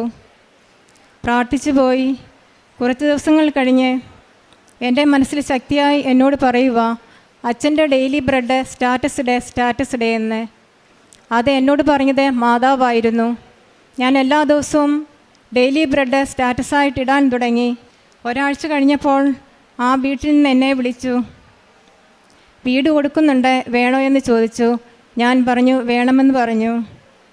അധികം താമസിക്കാതെ അഡ്വാൻസും കൊടുത്തു. അതിനുശേഷം ആ ദിവസം തന്നെ വിശ്വാസ പ്രമാണം ചൊല്ലി പ്രാർത്ഥിച്ച് വിശുദ്ധ ഉപ്പ് വിതറി. അതുപോലെ വീടിനെ സംബന്ധിച്ചുള്ള ഒരു സർട്ടിഫിക്കറ്റ് കിട്ടാൻ തടസ്സമുണ്ടായിരുന്നു. ഞാൻ പഞ്ചായത്തിൽ പോയി വിശ്വാസ പ്രമാണം ചൊല്ലി പ്രാർത്ഥിച്ച് ഒരു തരി ഉപ്പിട്ടു. എല്ലാ തടസ്സങ്ങളും മാറിക്കിട്ടി. അതുപോലെ ഭർത്താവിൻ്റെ ജോലിയെ സംബന്ധിച്ചുള്ള ഒരു 1-2 പേപ്പർ കിട്ടാൻ തടസ്സമുണ്ടായിരുന്നു. ഞാൻ അച്ഛൻ്റെ ചൊവ്വാഴ്ചയിലുള്ള ഉടമ്പടി ധ്യാനം എല്ലാ ചൊവ്വാഴ്ചയും കൂടാറുണ്ടായിരുന്നു. ചൊവ്വാഴ്ച ദിവസം അച്ഛൻ പ്രാർത്ഥിക്കുമ്പോൾ അച്ഛനോട് ചേർന്ന് പ്രാർത്ഥിക്കുമായിരുന്നു. എല്ലാ തടസ്സങ്ങളും മാറിക്കിട്ടി. അതുപോലെ ഓരോ അനുഗ്രഹങ്ങൾ വരുന്നതും തടസ്സങ്ങൾ മാറിക്കിട്ടുന്നതും ചൊവ്വാഴ്ച ദിവസമായിരുന്നു. അതുപോലെ വീടിൻ്റെ വാല്യുവേഷന് വേണ്ടി വന്നപ്പോൾ ആദ്യം കിട്ടുമെന്ന് പറഞ്ഞ തുക അവസാന നിമിഷം വന്നപ്പോൾ കുറഞ്ഞുപോയി. വീട് വാങ്ങുവാൻ ഇനി 10 ലക്ഷം രൂപ കൂടി വേണം. ഇത് മാതാവും ഈശോയും മനസ്സ് വെച്ചാൽ മാത്രമേ ഈ വീട് വാങ്ങിക്കുവാൻ പറ്റുകയുള്ളൂ എന്നെനിക്ക് നന്നായിട്ട് അറിയാമായിരുന്നു. ഇതിനിടയിൽ ഒക്ടോബർ 1-ാം തീയതി തൽക്കാലം വാടകയ്ക്ക് എന്ന രീതിയിൽ ഞങ്ങൾ ആ വീട്ടിലേക്ക് താമസം ആരംഭിച്ചു. അന്നു മുതൽ എല്ലാ ദിവസവും രാവിലെയും വൈകിട്ടും വിശ്വാസ പ്രമാണം ചൊല്ലി പ്രാർത്ഥിച്ച് വിശുദ്ധ ഉപ്പ് ആ വീടിനുള്ളിൽ വിതറുമായിരുന്നു. ഭവനത്തിന്മേൽ വിശുദ്ധ തൈലം തൊട്ട് കുരിശ് വരയ്ക്കുമായിരുന്നു. ഒരു യോഗ്യതയുമില്ലാത്ത എന്നെ പരിശുദ്ധ അമ്മയും ഈശോയും ഉയർത്തണമേ എന്ന് ശക്തമായി പ്രാർത്ഥിച്ച് ഞാൻ മുന്നോട്ട് പോയി. ഉടമ്പടി ഒക്ടോബർ 10-ാം തീയതി വീണ്ടും പുതുക്കാൻ വന്നപ്പോൾ ഞാൻ ഇവിടെ നിന്ന് പ്രാർത്ഥിച്ചു, മാതാവേ, ഈ വീട് കിട്ടുമെന്ന് എനിക്ക് ഉറപ്പാക്കുവാൻ വേണ്ടി എന്തെങ്കിലും ഒരു വിശുദ്ധ വസ്തു പിടിക്കുവാൻ തരണമേ എന്ന് പ്രാർത്ഥിച്ചു. എനിക്ക് മെഴുതിരി പിടിക്കാൻ കിട്ടി. എനിക്ക് സമാധാനമായി. അതിനുശേഷം ഞാൻ അച്ഛനെ കണ്ടു. അച്ഛൻ ഒരു കാശുരൂപം പ്രാർത്ഥിച്ചു തന്നു. ആ കാശുരൂപം അന്ന് തന്നെ ആ സ്ഥലത്തെ മണ്ണിനുള്ളിൽ സ്ഥാപിച്ചു. അതുപോലെ അച്ഛൻ തന്ന കാശുരൂപം പ്രാർത്ഥിച്ച് ഞാൻ മണ്ണിനുള്ളിൽ സ്ഥാപിച്ചു. അതിനുശേഷം ഈ പുതുക്കലിന് ശേഷം തിരി കത്തിക്കുമ്പോൾ എനിക്ക് തിരിയിൽ ഓരോ അടയാളങ്ങൾ കിട്ടുന്നുണ്ടായിരുന്നു. എനിക്ക് ഫ്ലവറും ഹാർട്ടുമൊക്കെ കിട്ടിയിട്ടുണ്ട്. ഈ അടയാളങ്ങൾ കിട്ടുമ്പോൾ എനിക്ക് ഒത്തിരി ആശ്വാസമുണ്ടായിരുന്നു. മാതാവും ഈശോയും എൻ്റെ കൂടെയുണ്ട് എന്ന് ഞാൻ ഉറപ്പായി വിശ്വസിച്ചു. എന്നാൽ അവസാനം നിമിഷം വന്നപ്പോൾ എനിക്ക് അടയാളങ്ങളൊന്നും കിട്ടാതായി. എന്തെങ്കിലും കുറവുകളുണ്ടെങ്കിൽ അമ്മയെ ഈശോ എന്നോട് ക്ഷമിക്കണമേ എന്ന് പ്രാർത്ഥിച്ച് ഞാൻ മുന്നോട്ട് പോയി. ഇതിനിടയിൽ ബാങ്കിൽ നിന്ന് വിളിച്ചു, ലോൺ ശരിയായിട്ടുണ്ട്, വീടെടുക്കുന്നില്ലേ എന്ന് ചോദിച്ചു. ഞാൻ പറഞ്ഞു, വീടെടുക്കുന്നുണ്ട്, ബാക്കി ആവശ്യമായിട്ടുള്ള തുക ഇതുവരെ ശരിയായിട്ടില്ല എന്ന് പറഞ്ഞു. അപ്പോൾ അവർ പറഞ്ഞു, ഒന്നുകിൽ ലോൺ ക്യാൻസൽ ചെയ്യണം, അല്ലെങ്കിൽ ജനുവരി 16 ആകുമ്പോൾ EMI അടയ്ക്കണമെന്ന് പറഞ്ഞു. ഞാൻ മാതാവിലും ഈശോയിലും മാത്രം വിശ്വസിച്ച് ഞാൻ പറഞ്ഞു, EMI അടച്ചോളാമെന്ന് പറഞ്ഞു. എന്തെങ്കിലും പ്രയാസങ്ങൾ വരുമ്പോൾ ബൈബിൾ തുറന്ന് നോക്കുമ്പോഴൊക്കെ എനിക്ക് കിട്ടുന്ന വചനം വിശുദ്ധ മത്തായി 11:10, നിനക്ക് മുമ്പായി എൻ്റെ ദൂതനെ അയക്കുന്നു, കർത്താവ് നിനക്ക് മുമ്പിൽ വഴിയൊരുക്കും. ഈ വചനം എനിക്കിടയ്ക്കിടയ്ക്ക് കിട്ടുന്നുണ്ടായിരുന്നു.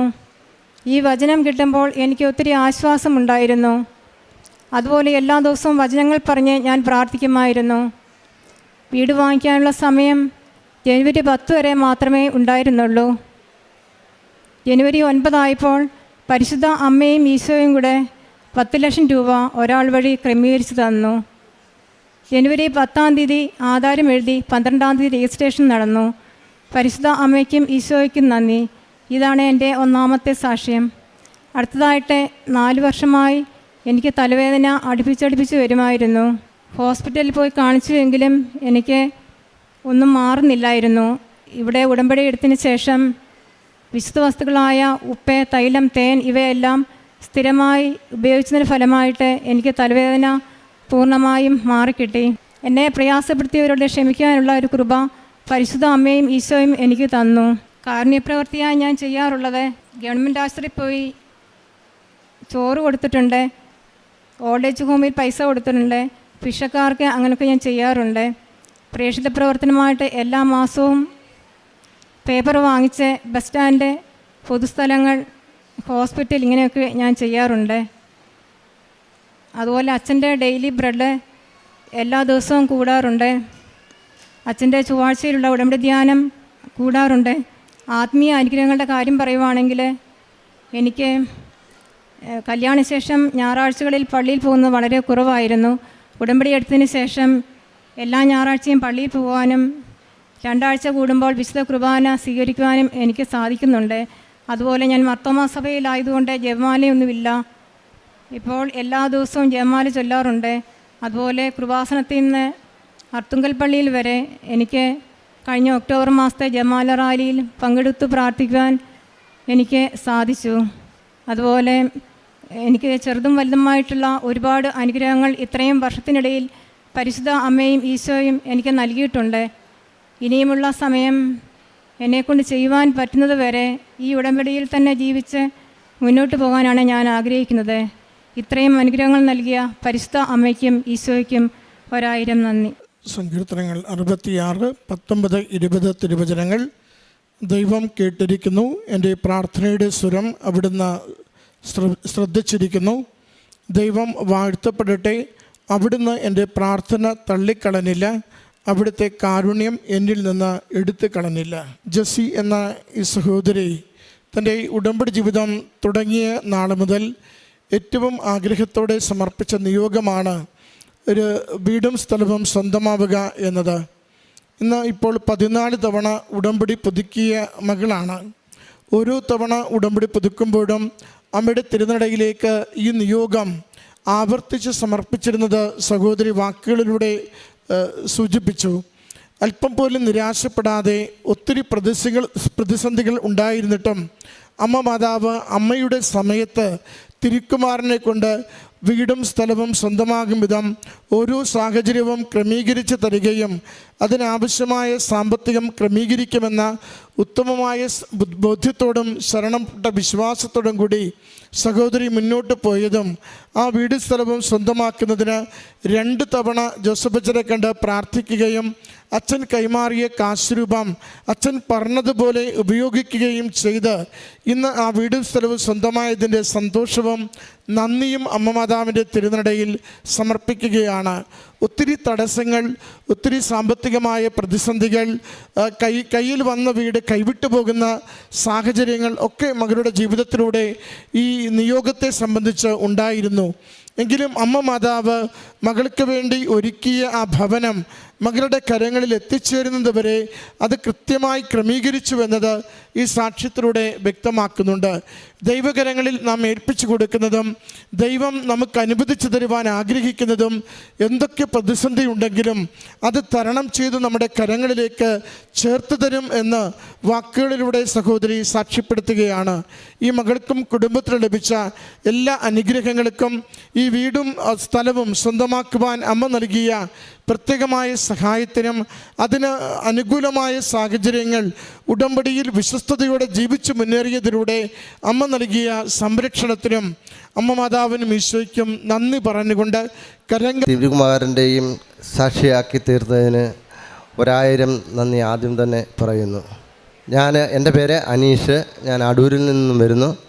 ഇത് എൻ്റെ മകൾ അഷ്ടമി, അനികേത്, അൻവിക, ഇത് അമ്മ. ഞങ്ങൾക്ക് 1000 അനുഗ്രഹങ്ങൾ അമ്മ മാതാവ് വഴി നേടുവാൻ സാധിച്ചിരുന്നു. ഞാൻ ആദ്യം കൃപാസനത്തെപ്പറ്റി അറിഞ്ഞത് എൻ്റെ വൈഫ് മുഖേനയാണ്. എൻ്റെ പങ്കാളി വിദേശത്ത് ജോലി ചെയ്യുന്ന ഒരു നേഴ്സായിട്ട് ജോലി ചെയ്യുകയായിരുന്നു. ആ അവസരത്തിൽ അവിടെ ഒരു കുഞ്ഞിനെ പ്രസവത്തോടനുബന്ധിച്ച് ഡോക്ടർമാർ വിധി എഴുതി അത് ഇനി ജീവിക്കുകയില്ല. അങ്ങനെ മരണത്തോട് മല്ലടിച്ച ആ കുഞ്ഞിനെ കൃപാസനത്തിലെ ഉടമ്പടി വസ്തുക്കളുടെ ഉപയോഗത്താലും അവിടെ അവരെ പരിചയിച്ചിരുന്ന നേഴ്സന്മാരുടെ പ്രാർത്ഥനയാലും ആ കുഞ്ഞ് ജീവിതത്തിലോട്ട് തിരിച്ചു വന്നു. ഈ അനുഭവം എൻ്റെ വൈഫ് എന്നോട് പറയുകയും അപ്പോൾ അന്നു മുതൽ എനിക്ക് കൃപാസനത്തിൽ വരണം എന്നൊരു ആഗ്രഹമുണ്ടായി. ആ കാലയളവിൽ ഞാൻ നാട്ടിൽ സ്വന്തമായിട്ടൊരു ഫാം ബിസിനസ് ചെയ്തുകൊണ്ടിരിക്കുകയായിരുന്നു. അതിൻ്റെ അകത്ത് തുടർച്ചയായ നഷ്ടങ്ങളാണ് വന്നുകൊണ്ടിരുന്നത്. അപ്പോൾ ഈ നഷ്ടങ്ങളുടെ വില ഓവർകം ചെയ്യാൻ വേണ്ടി, നഷ്ടങ്ങൾ മറക്കാൻ വേണ്ടി ഞാൻ മദ്യപാനത്തിന് അടിപ്പെടുകയും ഒരു പൂർണ്ണമായി ഫുൾ ടൈം മദ്യപാനിയായി തുടരുകയും ചെയ്തു. അപ്പോൾ ഇതിൽ നിന്നും ഈ മദ്യപാനം കൂടിയത് കാരണത്താൽ ഒരു ഡിപ്രഷൻ അവസ്ഥയിലോട്ട് ഞാൻ വീഴുകയുണ്ടായി. ആ അവസരത്തിൽ എൻ്റെ ജീവിത പങ്കാളി ഓൺലൈൻ ഉടമ്പടി എടുക്കുകയും ആ ഉടമ്പടിയുടെ പ്രാർത്ഥന വസ്തുക്കളുടെ ഉപയോഗത്താലും എനിക്ക് ആയുഷ്കാലം മൊത്തം ഡിപ്രഷന് മരുന്ന് കഴിക്കണം എന്നുള്ള ഒരവസ്ഥയിൽ നിന്ന് ഞാൻ മോചിതനാവുകയും എൻ്റെ മദ്യപാനം പൂർണ്ണമായി മാറുകയും ചെയ്തു. അതിനുശേഷം ഞാൻ കൃപാസനത്തിൽ വരികയും ഞാൻ ഉടമ്പടി എടുക്കുകയും ചെയ്തു. ആ ഉടമ്പടി എടുത്ത അടുത്ത ആഴ്ചകളിൽ തന്നെ ഞാൻ മുൻപ് വിദേശത്ത് ജോലി ചെയ്തിരുന്ന കമ്പനിയിൽ എൻ്റെ സഹോദരിയുടെ ഭർത്താവ് മുഖേന എനിക്ക് വീണ്ടും ജോലിയിൽ പ്രവേശിക്കുവാനുള്ള അവസരമുണ്ടായി. അപ്പോൾ ഈ അവസരങ്ങൾ നേടുവാൻ എന്നെ സഹായിച്ചത് എൻ്റെ ഉടമ്പടിയുടെ ബലമാണ് എന്നുള്ളത് ഞാൻ വിശ്വസിക്കുകയും അത് കരുതി ഞാൻ പ്രാർത്ഥിക്കുകയും ചെയ്തുകൊണ്ടിരുന്നു. അങ്ങനെ ഞാൻ വിദേശത്ത് പോയി. ഞങ്ങളുടെ വിവാഹം കഴിഞ്ഞിട്ട് 15 വർഷക്കാലമായി. ഈ 15 വർഷക്കാലത്തിനുള്ളിൽ ഞങ്ങൾക്ക് 2 കുഞ്ഞുങ്ങളുണ്ടായിരുന്നു. അപ്പോൾ ഞാൻ ജോലി സംബന്ധമായി വേറൊരു വിദേശ രാജ്യത്തായിരുന്നു. എൻ്റെ വൈഫ് സൗദിയിലായിരുന്നു. കുഞ്ഞുങ്ങൾ 2 പേരും ഞങ്ങളുടെ 2 പേരുടെയും വീട്ടുകളിൽ ഓരോരുത്തരായിട്ടാണ് നിന്നുകൊണ്ടിരുന്നത്. ഈ കാലയളവിൽ അത്രയും ഞങ്ങൾക്ക് ഒന്നിച്ച് കഴിയണം, കുഞ്ഞുങ്ങളോടൊന്നിച്ച് കഴിയണമെന്നുള്ള അതിയായ ആഗ്രഹമുണ്ടായിരുന്നു. അതേവരെ സാധിച്ചിട്ടില്ല. ഞങ്ങൾ ഇരുവരും ഉടമ്പടി എടുത്ത ആളുകളാണ്. ഞങ്ങളുടെ ഉടമ്പടിയിൽ ഞങ്ങൾ ആദ്യത്തെ ഇതിനായിട്ട് വെച്ചിരുന്നത് ഞങ്ങൾക്ക് ഒന്നിച്ച് താമസിക്കുവാനുള്ളൊരു അവസരം ഒരുക്കി തരിക എന്നുള്ളതാണ്. അമ്മ മാതാവിൻ്റെ കൃപയാൽ സൗദിയിൽ ജോലി ചെയ്തിരുന്ന എൻ്റെ ഭാര്യയ്ക്ക് ഞാൻ ജോലി ചെയ്യുന്ന ഖത്തറിലേക്ക് ഒരു ജോലി ലഭിക്കുവാൻ അവസരമുണ്ടായി. ഇപ്പോൾ വൈഫ് ഖത്തറിൽ വന്നിട്ട് 5 മാസ കാലയളവായി. വൈഫിന് ഫാമിലി വിസ കിട്ടും. അത് മുഖേന എൻ്റെ കുഞ്ഞുങ്ങൾക്ക് ഇപ്പോൾ വിസ ലഭിച്ചിരിക്കുകയാണ്. അപ്പോൾ കുഞ്ഞുങ്ങളെ കൊണ്ടുവരാനാണ് ഞാനിപ്പോൾ വന്നത്. ഈ 1-ാം തീയതി ഞങ്ങളുടെ എന്നേക്കുമായുള്ള ആഗ്രഹം അമ്മ മാതാവിൻ്റെ കൃപയാൽ നടക്കുവാൻ പോവുകയാണ്. ഞങ്ങൾ ഈ 1-ാം തീയതി രാവിലെ ഖത്തറിന് പോവുകയാണ്. ഇതാണ് ഞങ്ങൾക്ക് കിട്ടിയ അനുഗ്രഹങ്ങളിലൊന്ന്. രണ്ടാമത്, ഞങ്ങൾക്ക് ഫാമിലി വിസ ലഭിക്കുന്ന ആ അവസരത്തിൽ ഗൾഫിൽ ജീവിക്കണമെന്നുണ്ടെങ്കിൽ നമുക്കറിയാം, വാഹനം ഉണ്ടെന്നുണ്ടെങ്കിൽ വളരെ ഉപകാരമാണ്. നമ്മുടെ കാര്യങ്ങളൊക്കെ സുഗമമായിട്ട് നടക്കും. അപ്പോൾ എനിക്ക് വാഹനം ഓടിക്കുന്നതിനോട് വലിയ താല്പര്യമൊന്നും ഇല്ലാത്ത ആളായിരുന്നു. എന്നിരുന്നാൽ പോലും നമ്മുടെ ആവശ്യം മുന്നിൽ കണ്ടുകൊണ്ട് അമ്മ മാതാവിനെ മനസ്സിൽ ധ്യാനിച്ച് ഞാൻ ഡ്രൈവിംഗ് ക്ലാസ്സിന് ചേർന്നു. അതൊരു അൺലിമിറ്റഡ് കോഴ്സായിരുന്നു. അതിൽ ഞാൻ 6 പ്രാവശ്യം ആ ടെസ്റ്റുകളിൽ പരാജയപ്പെട്ടു. അപ്പോൾ 7ാമത്തെ ടെസ്റ്റിന് ഡേറ്റ് കിട്ടിയപ്പോൾ അന്ന് ഞാൻ ഒരു ലൈറ്റ് ക്യാൻഡിൽ റിക്വസ്റ്റ് ഇട്ട് അമ്മ മാതാവിനോട് പ്രാർത്ഥിക്കുകയുണ്ടായി, ഇനി വരുന്ന ടെസ്റ്റിന് എന്നെ പാസ്സാക്കി തരണമെന്ന്. ദൈവഹിതം മാതിരി അടുത്ത ടെസ്റ്റിൽ 7ാമത് നടന്ന ടെസ്റ്റിൽ എനിക്കത് പാസ്സാകാനും സാധിച്ചു. ലൈസൻസ് ലഭിച്ചതിന് ശേഷം ഞങ്ങൾക്കൊരു വാഹനം മേടിക്കണമെന്നുള്ള ആഗ്രഹമുണ്ടായിരുന്നു. അത് അമ്മ മാതാവിൻ്റെ അടയാളം ഉള്ള ഒരു വാഹനമായിരിക്കണമെന്നുള്ളത് ഞങ്ങളുടെ ആഗ്രഹമായിരുന്നു. അപ്പോൾ ഞങ്ങൾ മനസ്സിൽ ആഗ്രഹിച്ചു, ഒരു സിൽവർ ഗ്രേ കളറിലുള്ളൊരു വാഹനം കിട്ടിയാൽ അത് അമ്മ മാതാവ് ഞങ്ങൾക്കായി കരുതി വെച്ചതാണെന്ന് ഞങ്ങൾ വിശ്വസിക്കുന്നുവെന്ന്. ദൈവാധീനത്താൽ ഒരാഴ്ചക്കകത്ത് തന്നെ ഞങ്ങൾക്ക് അതേ സിൽവർ കളറിലുള്ള ഒരു വാഹനം നേടുവാൻ തന്നെ സാധിക്കുകയുണ്ടായി. ഇനി മൂന്നാമതായിട്ടുള്ള ഒരു സാക്ഷ്യമെന്ന് പറഞ്ഞാൽ, എനിക്ക് ഗൾഫിൽ ജോലി ചെയ്യുന്ന സമയത്ത് ഒരു 1.5 വർഷമായിട്ട് വിട്ടുമാറാത്ത നടുവിന് വേദന ഉണ്ടായിരുന്നു. ഞാൻ അത് ഗൾഫിലുള്ള ആശുപത്രികളിലും നാട്ടിൽ വന്നപ്പോൾ നാട്ടിലെ ഹോസ്പിറ്റലുകളിലെല്ലാം അത് ഡോക്ടർമാരെ കണ്ടു. അപ്പോൾ കാര്യമായ പ്രശ്നങ്ങളൊന്നുമില്ല, ഇരുന്ന് ജോലി ചെയ്യുന്നത് കാരണത്താലാണ് ഇങ്ങനെയുള്ളൊരു വേദന ഉണ്ടാകുന്നത്, അതിന് അധികം സമയം ഇരിക്കാതെ ജോലി ചെയ്യാൻ ശ്രമിക്കുക എന്നൊക്കെയാണ് പറഞ്ഞത്. പക്ഷേ എന്നിട്ടും എനിക്ക് കലശമായ വേദന ഉണ്ടായിരുന്നു. ഞാൻ എല്ലാ ഉടമ്പടി ധ്യാനങ്ങളും എല്ലാ ദിവസവും ഓൺലൈനായിട്ട് തന്നെ കേട്ടുകൊണ്ടിരിക്കും. അങ്ങനെ ഒരു ദിവസത്തെ ഉടമ്പടി ധ്യാനത്തിൽ ധ്യാനത്തിൻ്റെ അവസാനം രോഗശാന്തി ശുശ്രൂഷ നടത്തുന്ന സമയത്ത് അച്ഛൻ പറയുകയുണ്ടായി, നടുവിന് വേദനയുള്ള ഒരാൾ വിദേശത്തുണ്ട്, അദ്ദേഹത്തിൻ്റെ നടുവിന് വേദന അമ്മ മാതാവ് കർത്താവിൻ്റെ അനുഗ്രഹത്താൽ ഇതാ എടുത്തു മാറ്റുന്നുവെന്ന്. അപ്പോൾ എൻ്റെ മനസ്സിൽ അന്നേരം ഒരു ചിന്ത കൂടിയെത്തി, അത് എന്നെപ്പറ്റി ആയിരിക്കുമല്ലോ പറയുന്നതെന്ന്. അതിനുശേഷം ഇന്നേ വരെ എനിക്ക് ആ നടുവിന് വേദന അനുഭവപ്പെട്ടിട്ടില്ല. അത് അങ്ങനെ ഞങ്ങൾക്ക് അടുത്തൊരു അനുഗ്രഹം കൂടെ കിട്ടി. കഴിഞ്ഞ വർഷം ലാസ്റ്റിൽ ഞാൻ നാട്ടിൽ വന്നു കഴിഞ്ഞപ്പോൾ ഒരു വാഹനാപകടത്തിൽ നിന്ന് അത്ഭുതകരമായിട്ട് അമ്മ മാതാവ് എന്നെ രക്ഷിക്കുകയുണ്ടായി. ഒരു ട്രെയിനിങ് സ്ഥലത്ത് ഒരു ലോഡ് കയറ്റിയ ഒരു വാഹനം ഇറങ്ങി വരുന്ന സമയത്ത് അതിൽ ഓപ്പോസിറ്റ് സൈഡിലുള്ള കൈവരിയുടെ ഭാഗത്ത് ഞാനും എൻ്റെ സുഹൃത്തും കാര്യം പറഞ്ഞുകൊണ്ട് നിൽക്കുന്ന സമയത്ത് ലോഡുമായിട്ട് ഇറങ്ങി വന്ന വണ്ടി ബ്രേക്ക് ചെയ്യുകയും അതിന് ബ്രേക്ക് ചെയ്തത് വണ്ടി നിൽക്കാതെ സ്കിഡായി വന്ന് ഞങ്ങളുടെ മുന്നിൽ ഇരുന്ന വാഹനങ്ങളെല്ലാം തട്ടിത്തെറിപ്പിച്ച് എൻ്റെ മുന്നിലൂടെ കടന്നു പോകുമ്പോൾ എനിക്ക് ഒഴിഞ്ഞു മാറാനുള്ള സ്ഥലമില്ല. പിന്നയിൽ കൈവരിയാണ്, അങ്ങോട്ടും ഇങ്ങോട്ടും ഓടാൻ പറ്റത്തില്ല, തൊട്ട് അപ്പുറവും ഇപ്പുറവും എല്ലാം വാഹനങ്ങളാണ്. ഈ വാഹനങ്ങളിലെ എല്ലാം തട്ടിമറിച്ച് പോകുന്നിട്ടും എന്നെ ഇടിക്കാതെ തന്നെ ആ വാഹനം എൻ്റെ മുന്നിലെ വണ്ടിയെ തട്ടിമറിച്ചിടുകയും അവിടെ സ്റ്റോപ്പാവുകയും ചെയ്തു. ഉടമ്പടിയിലുള്ളതിനാലാണ് എന്നെ അമ്മ മാതാവ് കാത്തതെന്നുള്ള വിശ്വാസത്താൽ ഞാൻ അതിനെ അംഗീകരിക്കുകയാണ് ചെയ്തത്. അങ്ങനെ 100 കണക്കിന് അനുഗ്രഹങ്ങൾ അമ്മ മാതാവ് ഞങ്ങൾ ചോദിക്കാതെ തന്നെ ഞങ്ങളുടെ കുടുംബത്തിന് തന്നിരുന്നു. ഞങ്ങൾ പ്രേക്ഷിത പ്രവർത്തനമായിട്ട് ചെയ്തതെന്ന് പറഞ്ഞാൽ ആദ്യ കാലങ്ങളിൽ നിന്നും നമുക്ക് ദൈവ വിചാരം എന്നെ സംബന്ധിച്ച് രാവിലെ എണീക്കുമ്പോൾ നെഞ്ചത്ത് കൈവച്ചൊന്ന് പ്രാർത്ഥിക്കുന്ന ദൈവമേ കാത്തോളണേ. രാത്രി കിടക്കാൻ നേരം ഓർക്കുവാണെന്നുണ്ടെങ്കിൽ അത് പറയും, ഇല്ലെന്നുണ്ടെങ്കിൽ അത് പറയത്തുമില്ല. ഉടമ്പടി എടുത്തതിന് ശേഷം എല്ലാ ദിവസവും രാവിലെയും വൈകുന്നേരങ്ങളിൽ ജോലിയിൽ നിന്ന് വരാൻ താമസിക്കുകയാണെന്നുണ്ടെങ്കിൽ വീട്ടിൽ വന്നതിന് ശേഷം ആ ഉടമ്പടി പ്രാർത്ഥനകൾ കൃത്യമായി പ്രാർത്ഥിക്കുകയും ഉടമ്പടി ധ്യാനങ്ങളും സാക്ഷ്യങ്ങളും കേൾക്കുവാനുള്ള അവസരങ്ങൾ ഞങ്ങൾ വിനിയോഗിക്കുന്നുണ്ട്. ഞാൻ കാണുന്ന സാക്ഷ്യങ്ങൾ കുറഞ്ഞത് ഒരു 150 പേരിൽ കൂടുതൽ ആൾക്കാർക്ക് ഞാനത് ഷെയർ ചെയ്യുന്നുണ്ട്. അത് ആ ഷെയർ ചെയ്യുമ്പോൾ പല ആൾക്കാർക്കും പല രീതിയിലുള്ള ബുദ്ധിമുട്ടുകൾ പറയുന്നുണ്ടെങ്കിൽ ഞാൻ അവരെ ഒഴിവാക്കിയിട്ട് വേറെ അപ്പോൾ ഒരു 150 പേർക്കെങ്കിലും ഒരു സാക്ഷ്യങ്ങൾ ഷെയർ ചെയ്യണമെന്നുണ്ട് എൻ്റെ മനസ്സിലെ അതിയായ ആഗ്രഹമായിരുന്നു. അതേ രീതിയിൽ ഞാനിത് ഇത്രയും കാലം തുടർന്ന് വന്നുകൊണ്ടിരിക്കുന്നു. ഇതെല്ലാം അമ്മ മാതാവിൻ്റെ അനുഗ്രഹത്താലാണ് ഞങ്ങൾക്ക് സാധിച്ചത്. ഞാൻ ഈ സാക്ഷ്യങ്ങൾ അയച്ചു കൊടുക്കുന്ന പല ആളുകളും അവരുടെ ജീവിതത്തിലോട്ട് ഇത് ഫോളോ അപ്പ് ചെയ്യുകയും അവർക്ക് കിട്ടിയ അനുഗ്രഹങ്ങൾ എന്നോട് പറയുകയും ചെയ്യുമ്പോൾ നമ്മുടെ മനസ്സിന് എന്തെന്നില്ലാത്തൊരു സന്തോഷമാണ് നമുക്ക് ലഭിക്കുന്നത്. ഞങ്ങളുടെ ജീവിതത്തിൽ ഏറ്റവും വലിയൊരു അനുഗ്രഹം എന്ന് പറഞ്ഞാൽ എൻ്റെയും വൈഫിൻ്റെയും ജീവിതത്തിൽ ഞങ്ങൾക്കൊരു കുഞ്ഞിനെ നഷ്ടപ്പെടുകയുണ്ടായി. അതിൻ്റെ അതിയായ വിഷമത്താൽ എനിക്കുള്ളതിനെക്കാട്ടിലുപരി വിഷമം എൻ്റെ വൈഫിനായിരുന്നു. അപ്പോൾ ഞങ്ങൾ 2 പേരും ഉടമ്പടി എടുത്തിട്ടുണ്ട്. എൻ്റെ വൈഫ് ഉടമ്പടിയിൽ വെച്ചിരുന്ന ഒരു കാര്യമെന്ന് പറഞ്ഞാൽ ആ ദുഃഖത്തിൽ നിന്ന് കരകയറുവാൻ അമ്മ മാതാവ് ഇടപെടണമെന്ന്. അങ്ങനെ ആ വിഷമം അകറ്റാനായി ഞങ്ങൾക്ക് 3ാമതൊരു കുഞ്ഞുണ്ടായി. ഇവിടെ ഉടമ്പടി എടുത്തതിന് ശേഷം ആ കുഞ്ഞാണിത്. അമ്മ മാതാവിൻ്റെ അനുഗ്രഹത്താൽ ലഭിച്ച കുഞ്ഞാണിത് എന്ന് ഞങ്ങൾ 100% വിശ്വസിക്കുന്നു. അമ്മ തന്നിട്ടുള്ള എല്ലാവിധ അനുഗ്രഹങ്ങൾക്കും ഞങ്ങൾ 1000 നന്ദി പറയുന്നു. കാരുണ്യ പ്രവർത്തികളായിട്ട് നമ്മൾ വിദേശത്ത് ഞങ്ങൾ 2 പേരും വിദേശത്തായ കാരണത്താലും ഞങ്ങൾ നാട്ടിലുള്ള സുഹൃത്തുക്കൾ വഴിയും ഞങ്ങളുടെ 2 പേരുടെയും വീട്ടുകാർ വഴിയും ഈ രോഗികളായി ഉള്ള ആളുകൾക്ക് സാമ്പത്തിക സഹായങ്ങൾ ചെയ്യാറുണ്ട്. അതിലുപരി ഞാൻ നമ്മുടെ വീടിനടുത്തുള്ള 2 അനാഥാലയങ്ങളിൽ എല്ലാ മാസവും ഒരു ദിവസത്തേക്കുള്ള ആഹാരത്തിനുള്ള കാര്യങ്ങൾ ഉടമ്പടി തുടങ്ങിയ കാലയളവിൽ തൊട്ട് തുടർന്ന് പോരുന്നുണ്ട്.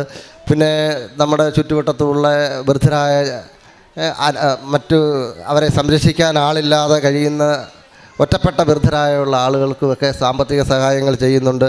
പിന്നെ എൻ്റെ ജോലിയുമായി ബന്ധപ്പെട്ട് ഒരു 10,500 പേര് എൻ്റെ കൂടെ ഞാൻ ജോലി ചെയ്യുന്ന സൈറ്റിൽ ജോലി ചെയ്യുന്നുണ്ട്. ഇവരെ ഏതാവശ്യമായിട്ട് എൻ്റെ മുന്നിൽ സമീപിച്ചു കഴിഞ്ഞാലും അവരെ കാലതാമസമില്ലാതെ അവർ വന്ന കാര്യം സാധിച്ചു കൊടുക്കുന്നത് ഞാൻ പ്രത്യേകം ശ്രദ്ധിക്കാറുണ്ട്. ഇനിയും ഞങ്ങളുടെ ജീവിതത്തിൽ ഞങ്ങൾ ഈ ഉടമ്പടിയിൽ തന്നെ തുടരുവാനാണ് ഞങ്ങളുടെ ആഗ്രഹം. അമ്മ മാതാവും തിരുകുമാരനും ഞങ്ങൾക്ക് തന്ന ഈ അനുഗ്രഹങ്ങൾക്കെല്ലാം 1000 നന്ദി പറഞ്ഞുകൊണ്ട് എൻ്റെ സാക്ഷ്യം നിർത്തുന്നു. ഹബക്കൂക്ക് പ്രവാചകൻ്റെ പുസ്തകം 3-ാം അധ്യായം 19-ാം തിരുവചനം. കർത്താവായ ദൈവമാണ് എൻ്റെ ബലം, കലമാൻ്റെ പാദങ്ങൾക്കെന്ന പോലെ അവിടുന്ന് എൻ്റെ പാദങ്ങൾക്ക് വേഗത നൽകി, ഉന്നതങ്ങളിൽ അവിടുന്ന് എന്നെ നടത്തുന്നു. അനീഷ് ആനന്ദ് തൻ്റെ കുഞ്ഞുമക്കളോടും അമ്മയോടുമൊപ്പം വന്ന് പ്രത്യക്ഷീകരണ സാക്ഷ്യമേറ്റു പറയുമ്പോൾ അദ്ദേഹം തൻ്റെ ഉടമ്പടിയോട് കാണിക്കുന്ന വിശ്വസ്തതയെക്കുറിച്ചാണ് ഏറ്റേറ്റു പറഞ്ഞുകൊണ്ട് പരിശുദ്ധ അമ്മയ്ക്കും ഈശോയ്ക്കും നന്ദി പറയുന്നത്. ജീവിത വ്യഗ്രതകളിൽ എവിടെയോ തെറ്റിപ്പോയി താളം തെറ്റിയ അദ്ദേഹം ഒരു മദ്യപാനിയായി മാറിയെങ്കിലും സമയച്ചുരുക്കത്തിൻ്റെ അമ്മയാണ് അദ്ദേഹത്തിൻ്റെ ജീവിതത്തിൽ ഉടമ്പടിയിലൂടെ ഇടപെട്ടുകൊണ്ട് ആ ദുശീലം അദ്ദേഹത്തിൽ നിന്ന് എടുത്തു മാറ്റുകയും പരിശുദ്ധ അമ്മയ്ക്കും ഈശോയ്ക്കും എപ്പോഴും സാക്ഷി നൽകുവാനുള്ള ഒരു തെളിഞ്ഞ വ്യക്തിയായി അൾത്താരയിലേക്ക് അദ്ദേഹത്തെ ഇന്ന് മാറ്റിയിരിക്കുന്നതെന്ന് ഈ സാക്ഷ്യത്തിൽ നമുക്ക് മനസ്സിലാകാം. അതുപോലെ തന്നെ കുഞ്ഞുങ്ങളും ജീവിത പങ്കാളിയും അനീഷും 4 സ്ഥലങ്ങളിലായി ജീവിക്കേണ്ടി വന്നിരുന്ന ഒരവസ്ഥയുടെ ആ സങ്കടം അദ്ദേഹം ഉടമ്പടിയിൽ നിയോഗം വെച്ച് പ്രാർത്ഥിച്ചു. അവരുടെ ഒരു വലിയ ജീവിതഭാരമായിരുന്നു. എന്ന് ഞങ്ങൾ ഒന്നിച്ചാകും. ആ സങ്കടങ്ങൾക്കും ആ ഒരു വലിയ വേദനയ്ക്കും പരിശുദ്ധ അമ്മ വൈഫിൻ്റെ ഖത്തറിലുള്ള ഫാമിലി വിസ ലഭിച്ചതോടെ അതിന് പരിഹാരമായി. നമുക്കറിയാവുന്നതുപോലെ ഉടമ്പടി ഒരു ഉടൻ പരിഹാരമാണ്. അനീഷിൻ്റെ ജീവിതത്തിൽ അടിക്കടി അത് ജീവിതത്തിൽ അനുഭവപ്പെട്ടുകൊണ്ടിരിക്കുകയാണ്. എപ്പോഴൊക്കെയാണോ താൻ എന്തെങ്കിലും നിസ്സാരമായി ആഗ്രഹിച്ചോ അത് വലിയ അനുഗ്രഹങ്ങളായി അദ്ദേഹത്തിന് മാറുന്നു. അദ്ദേഹത്തിനൊരു ഡ്രൈവിംഗ് ലൈസൻസ്, 3 കുഞ്ഞുങ്ങളുണ്ട്. എവിടെയെങ്കിലും പോകണമെങ്കിൽ ഒരു വണ്ടി ഓടിക്കുന്നത് ഒരു ആഗ്രഹമായി അദ്ദേഹം പരിശുദ്ധ അമ്മയോട് സംസാരിച്ചു. പരിശുദ്ധ അമ്മ അദ്ദേഹത്തിന് ഉടമ്പടി ആ കളറിൻ്റെ തന്നെ കൃപാസനം നൽകുന്ന അമ്മയുടെ പരിശുദ്ധ അമ്മയുടെ പ്രത്യക്ഷീകരണ കളറിൽ തന്നെയുള്ളൊരു വാഹനം അദ്ദേഹത്തിന് നൽകി അനുഗ്രഹിച്ചതായി അദ്ദേഹം സാക്ഷ്യപ്പെടുത്തുന്നു. ഡ്രൈവിംഗ് ടെസ്റ്റ് എത്ര തന്നെ കഷ്ടതയിലായിരുന്നാലും 7 തവണ അദ്ദേഹം പരാജയപ്പെട്ടെങ്കിലും ആ പ്രത്യാശ കൈവിടാതെ തന്നെ അദ്ദേഹത്തിന് മുന്നോട്ട് പോകാൻ സാധിച്ചത് ഉടമ്പടിയാണെന്ന് അദ്ദേഹം ഏറ്റു പറയുന്നു. നടുവേദനയുണ്ടായിരുന്ന സമയത്തായാലും കൃത്യമായി അദ്ദേഹത്തിന് നേർച്ച വസ്തുക്കളുടെ ഉപയോഗവും അദ്ദേഹത്തിന് കൃത്യമായി ഈശോയ്ക്ക് എല്ലാ കാര്യങ്ങളും ഏൽപ്പിച്ചു കൊടുക്കുവാനും എൻ്റെ സംരക്ഷകനും നാഥനും രക്ഷകനും ഈശോ ആണെന്ന് ഏറ്റുപറയാനുള്ള ചങ്കൂറ്റം ഇന്ന് അദ്ദേഹത്തിന് വന്നിരിക്കുകയാണ്. ഏതൊരവസ്ഥയിലും താൻ ഉടമ്പടിയിലായിരിക്കും. ഞാൻ ആഗ്രഹിച്ചതെല്ലാം തന്നെ പരിശുദ്ധ അമ്മ എനിക്ക് നൽകുമ്പോൾ അതിൽ കൂടുതലായി ഒരു കൺസ്ട്രക്ഷൻ കമ്പനി അഡ്മിനിസ്ട്രേറ്ററായ അദ്ദേഹത്തിന് എൻ്റെ മുൻപിൽ ആരും കൈനീട്ടാൻ അദ്ദേഹം അനുവദിക്കുന്നില്ല. അതിനു മുൻപായി അവരുടെ ആവശ്യങ്ങൾ കണ്ടറിഞ്ഞ് അവരെ സഹായിക്കുവാനും ഒരു ടാർഗറ്റ് വെച്ചിരിക്കുകയാണ്. ഈശോയെ പലരും അറിയണം. അങ്ങനെ 150-ഓളത്തിലധികം ആളുകൾക്ക് അദ്ദേഹം ഈശോയുടെ എല്ലാ കാര്യങ്ങളും ഇവിടെ നിന്ന് ലഭിക്കുന്ന സാക്ഷ്യങ്ങളും അച്ഛൻ്റെ ധ്യാനങ്ങളും അയച്ചു കൊടുക്കുകയും വിശ്വാസ പ്രഖ്യാപനവും വിശ്വാസദാർഢ്യവും അദ്ദേഹം ഉറപ്പിച്ചുകൊണ്ടിരിക്കുകയാണ്. ഈ ജീവിതത്തിന് അദ്ദേഹത്തിന് നന്ദി മാത്രമേ പറയാനുള്ളൂ. നമുക്ക് നന്ദി നിറഞ്ഞൊരു ഹൃദയത്തോടെ ഈശോയ്ക്കും ഞാൻ കണ്ണൂർ ജില്ലയിലെ ചെമ്മന്തൊട്ടി സെൻറ്റ് ജോർജ് ഫോറൈൻ ഇടവാംഗമാണ്. ആദ്യമേ തന്നെ സാക്ഷ്യം പറയുന്ന അവസരം തന്ന നീശോപ്പായ്ക്കും എൻ്റെ അമ്മ മാതാവിനും 1000 നന്ദി പറയുന്നു. ഞാൻ കൃപാസന മാതാവിൻ്റെ പ്രത്യക്ഷീകരണ സാക്ഷിയാണ്. ഞാൻ ആദ്യമായിട്ട് ഉടമ്പടി എടുക്കുന്നത് 2025 മെയ് 20-നായിരുന്നു. ഉടമ്പടി എടുക്കാനുള്ള reason normal day to day ലൈഫിൽ ഞാൻ ഭയങ്കര പ്രാർത്ഥിക്കുന്ന ഒരാളാണ്. ഈശോനോട് ഞാൻ എപ്പോഴും പ്രാർത്ഥിക്കും, പരിശുദ്ധാത്മാവിനോട് പ്രാർത്ഥിക്കും. കൂടുതലായിട്ട് പ്രാർത്ഥിക്കുന്നത് യേശുപിതാവിനോടായിരുന്നു. ഞാൻ ഈസിയും പഠിക്കുന്ന സമയത്തൊക്കെ കിടന്നുറങ്ങുന്ന യേശുപിതാവിൻ്റെ സ്റ്റാച്ചു ഒക്കെ കെട്ടിപ്പിടിച്ചാണ് കിടന്നുറങ്ങിക്കൊണ്ടിരുന്നത്. പക്ഷേ ഞാൻ മാതാവിനോട് അങ്ങനെ പ്രാർത്ഥിക്കുന്ന ഒരാളായിരുന്നില്ല. എനിക്ക് ഇഷ്ടമില്ലാഞ്ഞിട്ടൊന്നുമല്ല, പക്ഷെ ഒരു ഇന്നർ ഡിവോഷൻ എനിക്ക് മാതാവിൻ്റെ ഉണ്ടായിരുന്നില്ല. അതുകൊണ്ടാണ് ഞാൻ പ്രാർത്ഥിക്കേണ്ടിരുന്നത്. അപ്പം പെട്ടെന്ന് ഒരു ദിവസം എനിക്ക് തോന്നലുണ്ടായി, എനിക്ക് ഉടമ്പടി എടുക്കാം, അങ്ങനെയാണെങ്കിൽ ഡെയിലി എനിക്ക് കൊന്ത ചെല്ലാലോ എന്നൊരാഗ്രഹം എനിക്ക് പെട്ടെന്ന് കയറി വന്നു. ഉടമ്പടിയിലേക്ക് വരാനുള്ള വഴി ഞാൻ പറയാം. അതിന് മുമ്പേ തന്നെ ഉടമ്പടി എടുത്ത ശേഷം എനിക്ക് കുറേ മരിയൻ പ്രസൻസുകൾ കിട്ടാൻ തുടങ്ങി. അതായത് ഞാൻ ഉടമ്പടി ഫസ്റ്റ് ടൈം തീർത്ഥാടന ഉടമ്പടിയാണ് എടുത്തത്. ആ സമയത്ത് ഞാൻ മൈസൂരിൽ ജർമ്മൻ പഠിക്കുമായിരുന്നു. അപ്പം ആദ്യത്തെ 2-3 ദിവസമൊക്കെ ഞാൻ ഇനിയിത് നോർമലി എൻ്റെ ബെഡിൽ തന്നെ ഇരുന്നിട്ട് ഞാൻ കൊന്ത ചൊല്ലി. അതിൻ്റെ പെട്ടെന്ന് ഒരു 4-ാമതോ 5-ാമതോ ദിവസമൊക്കെ ഇപ്പം തോന്നി എന്തായാലും കൊന്ത ചെല്ലണമല്ലോ, എന്നാൽ പിന്നെ ഒരു തിരിയിലും കത്തിച്ച് മുട്ടുകുത്തി കൈയൊക്കെ വിരിച്ച് കൊന്ത ചെല്ലാമെന്ന് ഞാൻ വിചാരിച്ചു. അങ്ങനെ പിറ്റേ ദിവസം തന്നെ ഞാൻ പോയിട്ട് കടയിൽ പോയിട്ട് നോർമൽ നമ്മുടെ വൈറ്റ് ക്യാൻഡിൽസ് തന്നെ മേടിച്ചിട്ട് ഞാൻ താമസിക്കുന്ന അപ്പാർട്ട്മെൻറ്റിൽ ചെറിയൊരു പ്രെയർ ഹോൾ ഉണ്ട്. അപ്പം ഞാൻ അവിടെ പോയി തിരിയൊക്കെ കത്തിച്ച് പ്രാർത്ഥിക്കാൻ തുടങ്ങി. ഒരു 4-ാമത്തെ രഹസ്യമൊക്കെ എത്തിയപ്പോഴത്തേക്കും നോക്കുമ്പോൾ തിരി ഭയങ്കരമായിട്ട് ആളിക്കത്തുന്നു. കുറച്ച് കഴിയുമ്പോൾ ഞാൻ നോക്കുമ്പം ഒരു ഭയങ്കര ഹാർട്ട് ഷേപ്പ്. എനിക്ക് ഭയങ്കര സന്തോഷമായി. പെട്ടെന്ന് തന്നെ ഞാൻ പുറത്തിറങ്ങി എൻ്റെ ഫ്രണ്ട്സിനെ വിളിച്ചു. അവരെല്ലാവരും വന്നിട്ട് അവരുടെ ഫോണിൽ ഫോട്ടോസ് എടുത്തു. പിറ്റേ ദിവസം ഞാൻ വൈകുന്നേരം ആകാൻ വേണ്ടി നോക്കിയിരുന്നു. വൈകുന്നേരം അപ്പം ഞാൻ കൊന്ത ചെല്ലിയപ്പോൾ ഞാൻ നോക്കുമ്പോൾ ഒരു അടിപൊളി പൂവ് വന്നു കൊന്ത ചെല്ലുന്ന സമയത്ത്. എന്നാൽ കൊള്ളാമല്ലോ, എന്നാൽ ഞാൻ പിറ്റേ ദിവസം വൈകുന്നേരം ഞാൻ ആകെ നോക്കിയിരുന്നു. അങ്ങനെ ചെല്ലിയപ്പം ആദ്യം ഒരു പൂ വന്നു, ബാക്കിൽ കൂടെ വേറൊരു പൂ വന്നു. പിറ്റേ ദിവസം കൊന്ത ചെല്ലിയപ്പം ഒരു വലിയ പൂ, അതിന് നടുക്ക് ഒരു വെള്ള മാതാവും. ഏത് മാതാവ് ചോദിച്ചിട്ടുണ്ടെങ്കിൽ നമ്മുടെ കൗണ്ടർ നമ്പർ 13 ആ ഒരു മാതാവായിരുന്നു. അങ്ങനെ ഡെയിലി എനിക്ക് വരാൻ തുടങ്ങി. ഓൾമോസ്റ്റ് ഫോണിൽ ഫോട്ടോസും കൊണ്ട് എൻ്റെ ഫോൺ സ്റ്റോറേജ് ഫുള്ളായിട്ടുണ്ടായിരുന്നു. അങ്ങനെ ഞാൻ ഫോൺ ഫുള്ളായതുകൊണ്ട് ഞാൻ ഗൂഗിൾ ഡ്രൈവിൽ ഒരു ഫോൾഡർ ക്രിയേറ്റ് ചെയ്തു കൃപാസന മാതാവിൻ്റെ. അങ്ങനെ ഫോട്ടോസ് ഫുൾ അതിൽ സേവ് ചെയ്യാൻ തുടങ്ങി. ലേറ്റ് ഞാനൊരു ഇൻസ്റ്റഗ്രാമിൽ ഡിവൈൻ മിറാക്കിൾസ് എന്നൊരു പേജ് സ്റ്റാർട്ട് ചെയ്തിട്ട് ഈ ഫോട്ടോസ് ഫുൾ അതിൽ സേവ് ചെയ്യാൻ തുടങ്ങി. അങ്ങനെ വേറൊരു മരിയൻ പ്രസൻസ് ആയിരുന്നു. അതായത് ഞാൻ ഡിസംബർ 7-ാം തീയതി എനിക്കിവിടെ വരണമെന്ന് ഭയങ്കര ആഗ്രഹമായിരുന്നു. പക്ഷെ എനിക്ക് വരാൻ പറ്റിയില്ല. അപ്പം ഞാൻ എന്നെ ചെയ്തു വെച്ചിട്ടുണ്ടെങ്കിൽ അന്നത്തെ ദിവസം കൃപാസന മാതാവിൻ്റെ ഒരു ഫോട്ടോ ഞാൻ റൂമിൽ വെച്ചിട്ട് ഫുൾ ഞാൻ ഡെക്കറേറ്റ് ചെയ്തു. എന്നിട്ട് 2 മണിയായപ്പോഴത്തേക്കും ഞാൻ കൊന്ത എല്ലാം തുടങ്ങി. 2:30 ഞാൻ നീലത്തിരി കത്തിച്ചിട്ട് കൃപാസന മാതാവിൻ്റെ പ്രത്യക്ഷൻ്റെ പ്രാർത്ഥന ചെല്ലാൻ തുടങ്ങി. കുറച്ച് നോക്കുമ്പം അപ്പം തന്നെ തിരി ഭയങ്കരമായിട്ട് ആളിക്കത്തി. അപ്പം ഞാൻ ഓർത്ത് മേ ബി പൂവ് ഹാർട്ട് എന്തെങ്കിലും വരാനായിരിക്കുന്നു. പക്ഷെ അങ്ങനെ ആയിരുന്നില്ല. തിരിയിലെ സൈഡിൽ മാതാവിൻ്റെ സ്റ്റാച്ചു വന്നു. അങ്ങനെ ഡിസംബർ 7-ാം തീയതി ഉച്ചയ്ക്ക് 2:30 മാതാവിൻ്റെ തിരിയിൽ വന്നു. എനിക്ക് ഭയങ്കര സന്തോഷമായി. മാതാവ് കുറേ പ്രാവശ്യം എനിക്ക് വന്നിട്ടുണ്ട്. ലൈക്ക് കഴിഞ്ഞ ജനുവരിയിൽ മാതാവിന് വലിയൊരു സ്റ്റാച്ചു വന്നു. അന്നത്തെ മാതാവിന് കണ്ണടക്കം ശരിക്കും തിരിയും. അത് കഴിഞ്ഞിട്ട് പച്ചത്തിരിയിൽ കുറേ പ്രാവശ്യം സിൽവർ കളർ ഗ്രേ മാതാവ് കുറേ പ്രാവശ്യം വന്നിട്ടുണ്ട്. അങ്ങനെ കുറേ മരിയൻ പ്രസൻസുകൾ എനിക്ക് കിട്ടിയിട്ടുണ്ട്. അതേപോലെ തന്നെ വേറെ മരിയൻ പ്രസൻസ് ആയിരുന്നു. ഞാൻ തിരുവല്ലയിൽ ജർമ്മൻ പഠിക്കുന്ന സമയത്ത് ഞാൻ മാതാവിന് ഒരു സ്റ്റാച്ചു കെട്ടിപ്പിടിച്ച് കിടന്ന് ഉറങ്ങുമായിരുന്നു. ഒരു പകൽ ഒരു 5:20 സംതിങ് ഒക്കെ ആയപ്പോഴത്തേക്കും ആരോ വന്നതിന് കൈ വന്ന ഒറ്റ അടി. ഞാൻ ശരിക്കും ഞെട്ടിപ്പോയി. എന്നെ അടിക്കാൻ അവിടെ ആരും ഉണ്ടായിരുന്നില്ല. എൻ്റെ ഫ്രണ്ട് ഉണ്ടായിരുന്നു. അവൾ കുറച്ച് മാറിയാണ് റൂമിൽ താമസിക്കണേ. അപ്പം എനിക്ക് ലൈക്ക് ഞാനൊരു ഉറക്കക്കാരിയാണ്. ആരെങ്കിലും ഉറക്കത്തിൽ വന്ന് എന്നെ ഡിസ്റ്റർബ് ചെയ്താൽ എനിക്ക് ഭയങ്കര ദേഷ്യമാണ്. അപ്പം ഞാൻ പെട്ടെന്ന് പിന്നെ കണ്ണടച്ച് കടന്നുറങ്ങി. കുറച്ച് കഴിയുമ്പോഴത്തേക്കും ഒരു കൈ വന്ന് എൻ്റെ വയറിൽ വന്ന് പിടിച്ചു. ലൈക്ക് എന്നെ കെട്ടിപ്പിടിക്കുന്ന രീതിയിൽ വന്ന് കൈ വന്ന് പിടിച്ചു. പെട്ടെന്ന് ഞാൻ ഞെട്ടി എണീറ്റു. സമയം നോക്കുമ്പോൾ 5:30 ആയിരുന്നു.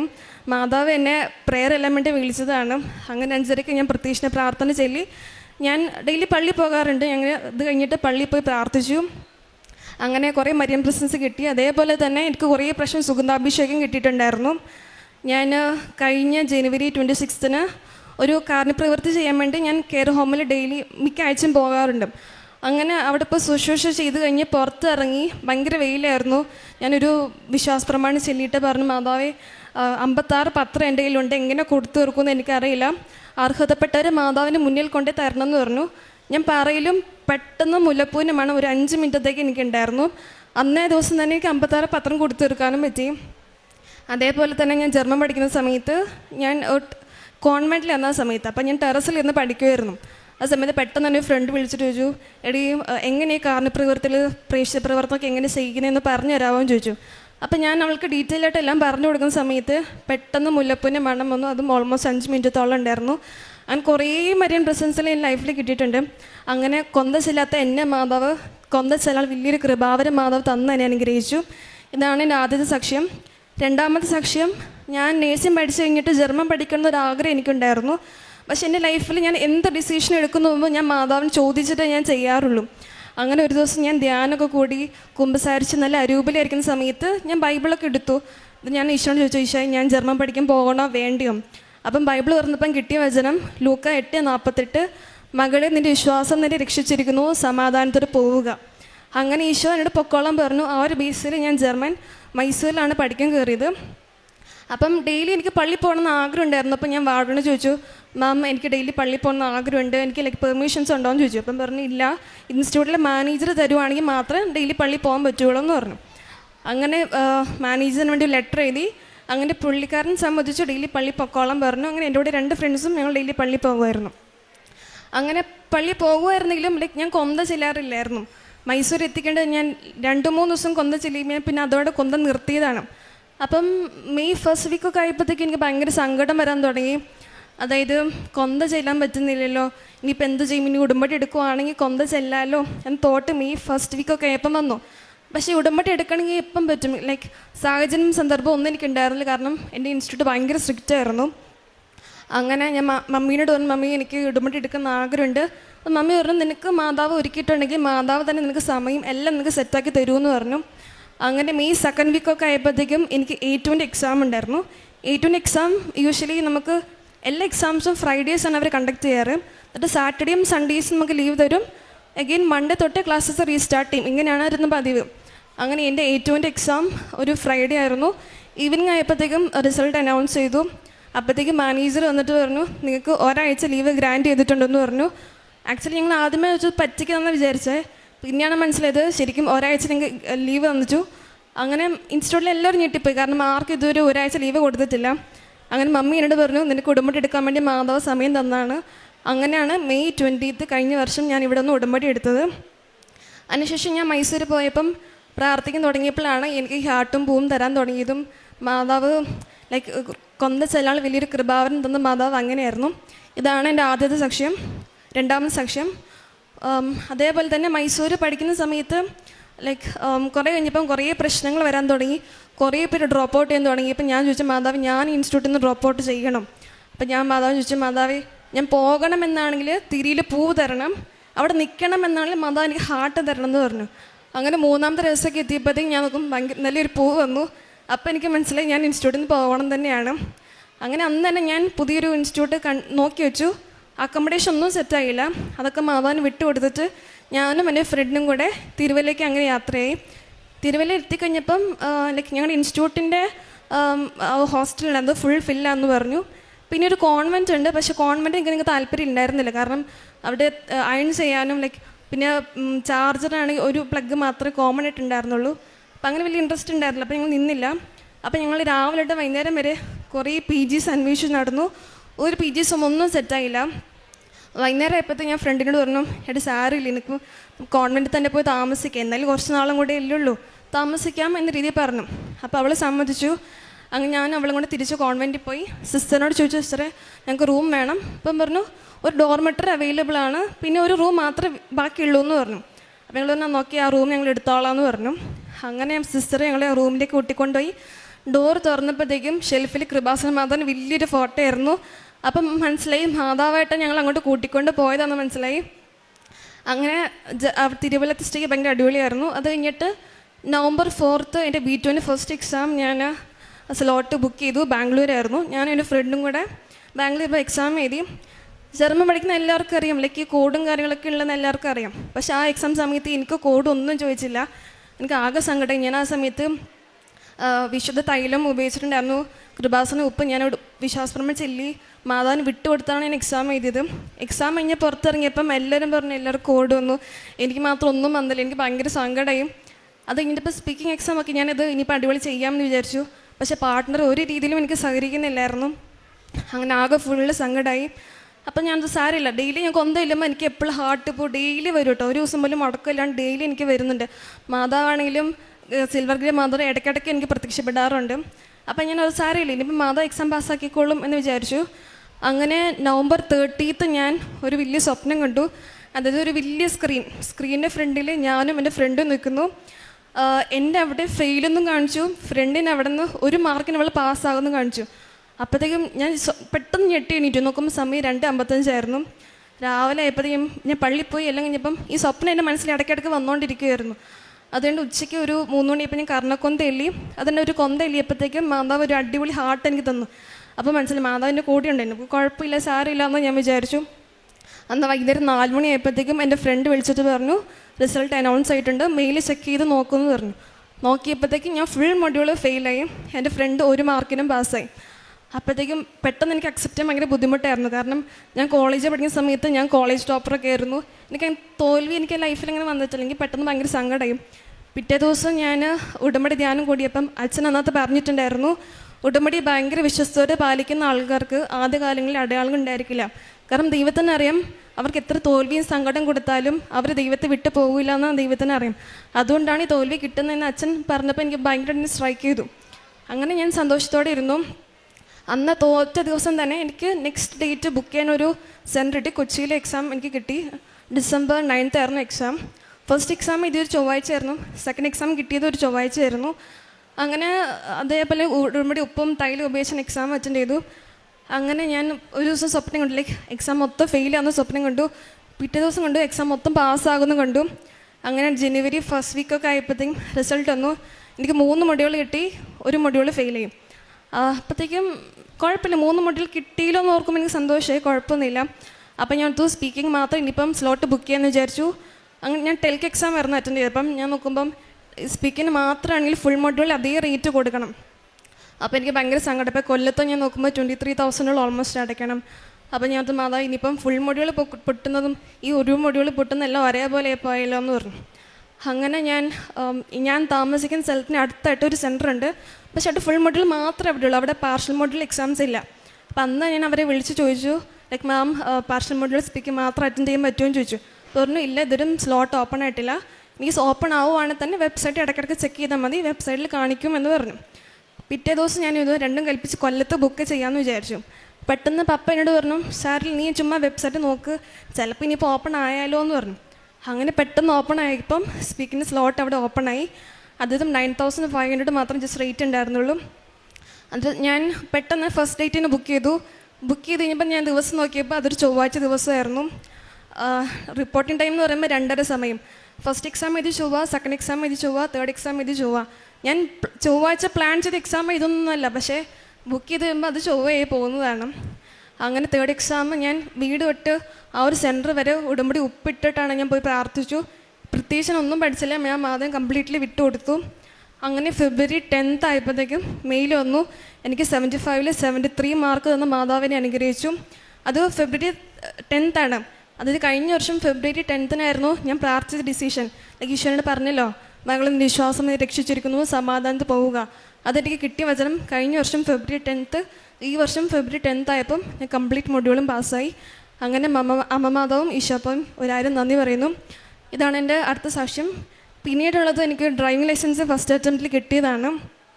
അതായത് January ഒരു ലാസ്റ്റൊക്കെ ആയപ്പോഴത്തേക്കും ഞാൻ ഡ്രൈവിംഗ് ലൈസൻസ് എടുക്കാൻ വേണ്ടി പോയി. അപ്പം ടെസ്റ്റ് ഡ്രൈവിന് തലേ ദിവസം എനിക്ക് ഭയങ്കരമായിട്ട് പനിയും ജലദോഷവും ചുമയൊക്കെ ആയിരുന്നു. പിറ്റേ ദിവസം രാവിലെ ആയപ്പോഴത്തേക്കും എനിക്ക് പീരിയഡ്സും കൂടെ ആയി. ആകെ എനിക്ക് വയ്യണ്ടായി, എന്ത് ചെയ്യുമെന്ന് എനിക്കറിയില്ല. അങ്ങനെ അവിടെ എത്തിയപ്പോൾ ഞാൻ ഗ്രൗണ്ടിൽ ഉപ്പിട്ട് പ്രാർത്ഥിച്ചു, കാറിൽ ഉപ്പിട്ട് പ്രാർത്ഥിച്ചു. അങ്ങനെ ഫസ്റ്റ് H ആയിരുന്നു. H എടുക്കുമ്പോൾ ഒരു സൈഡിലോട്ട് കുഴപ്പമില്ലായിരുന്നു. പിറ്റേ സൈഡിലേക്ക് വന്നപ്പോഴത്തേക്കും ഞാൻ റിബൺ തട്ടി, കുറച്ച് മുമ്പ് ഞാൻ കമ്പിയും തട്ടി. അപ്പോൾ എന്തായാലും ഞാൻ ഫെയിലായല്ലോ. അപ്പോൾ ഞാൻ തിരിച്ച് ബാക്കോട്ട് വന്നു. അതുകൊണ്ട് ഞാൻ കാറിന് ഇറങ്ങാൻ തുടങ്ങിയപ്പം പഠിപ്പിച്ച സാറ് എൻ്റെ അടുത്ത് വന്നിട്ട് പറഞ്ഞു, മോൾ ഇത്രയും ദിവസം മോൾ മര്യാദ ഓടിച്ചല്ലേ, ഇന്ന് എന്നാ കാട്ടിക്കൂട്ടിയെന്ന് ചോദിച്ചു. പിന്നെ മോൾക്ക് വയ്യാത്തതുകൊണ്ട് ഞാൻ ഒന്നും പറയുന്നില്ല കേട്ടോ എന്ന് പറഞ്ഞ് സാറ് ഒരു പോക്ക് പോവുകയും ചെയ്തു. എനിക്ക് ഭയങ്കര സങ്കടമായി.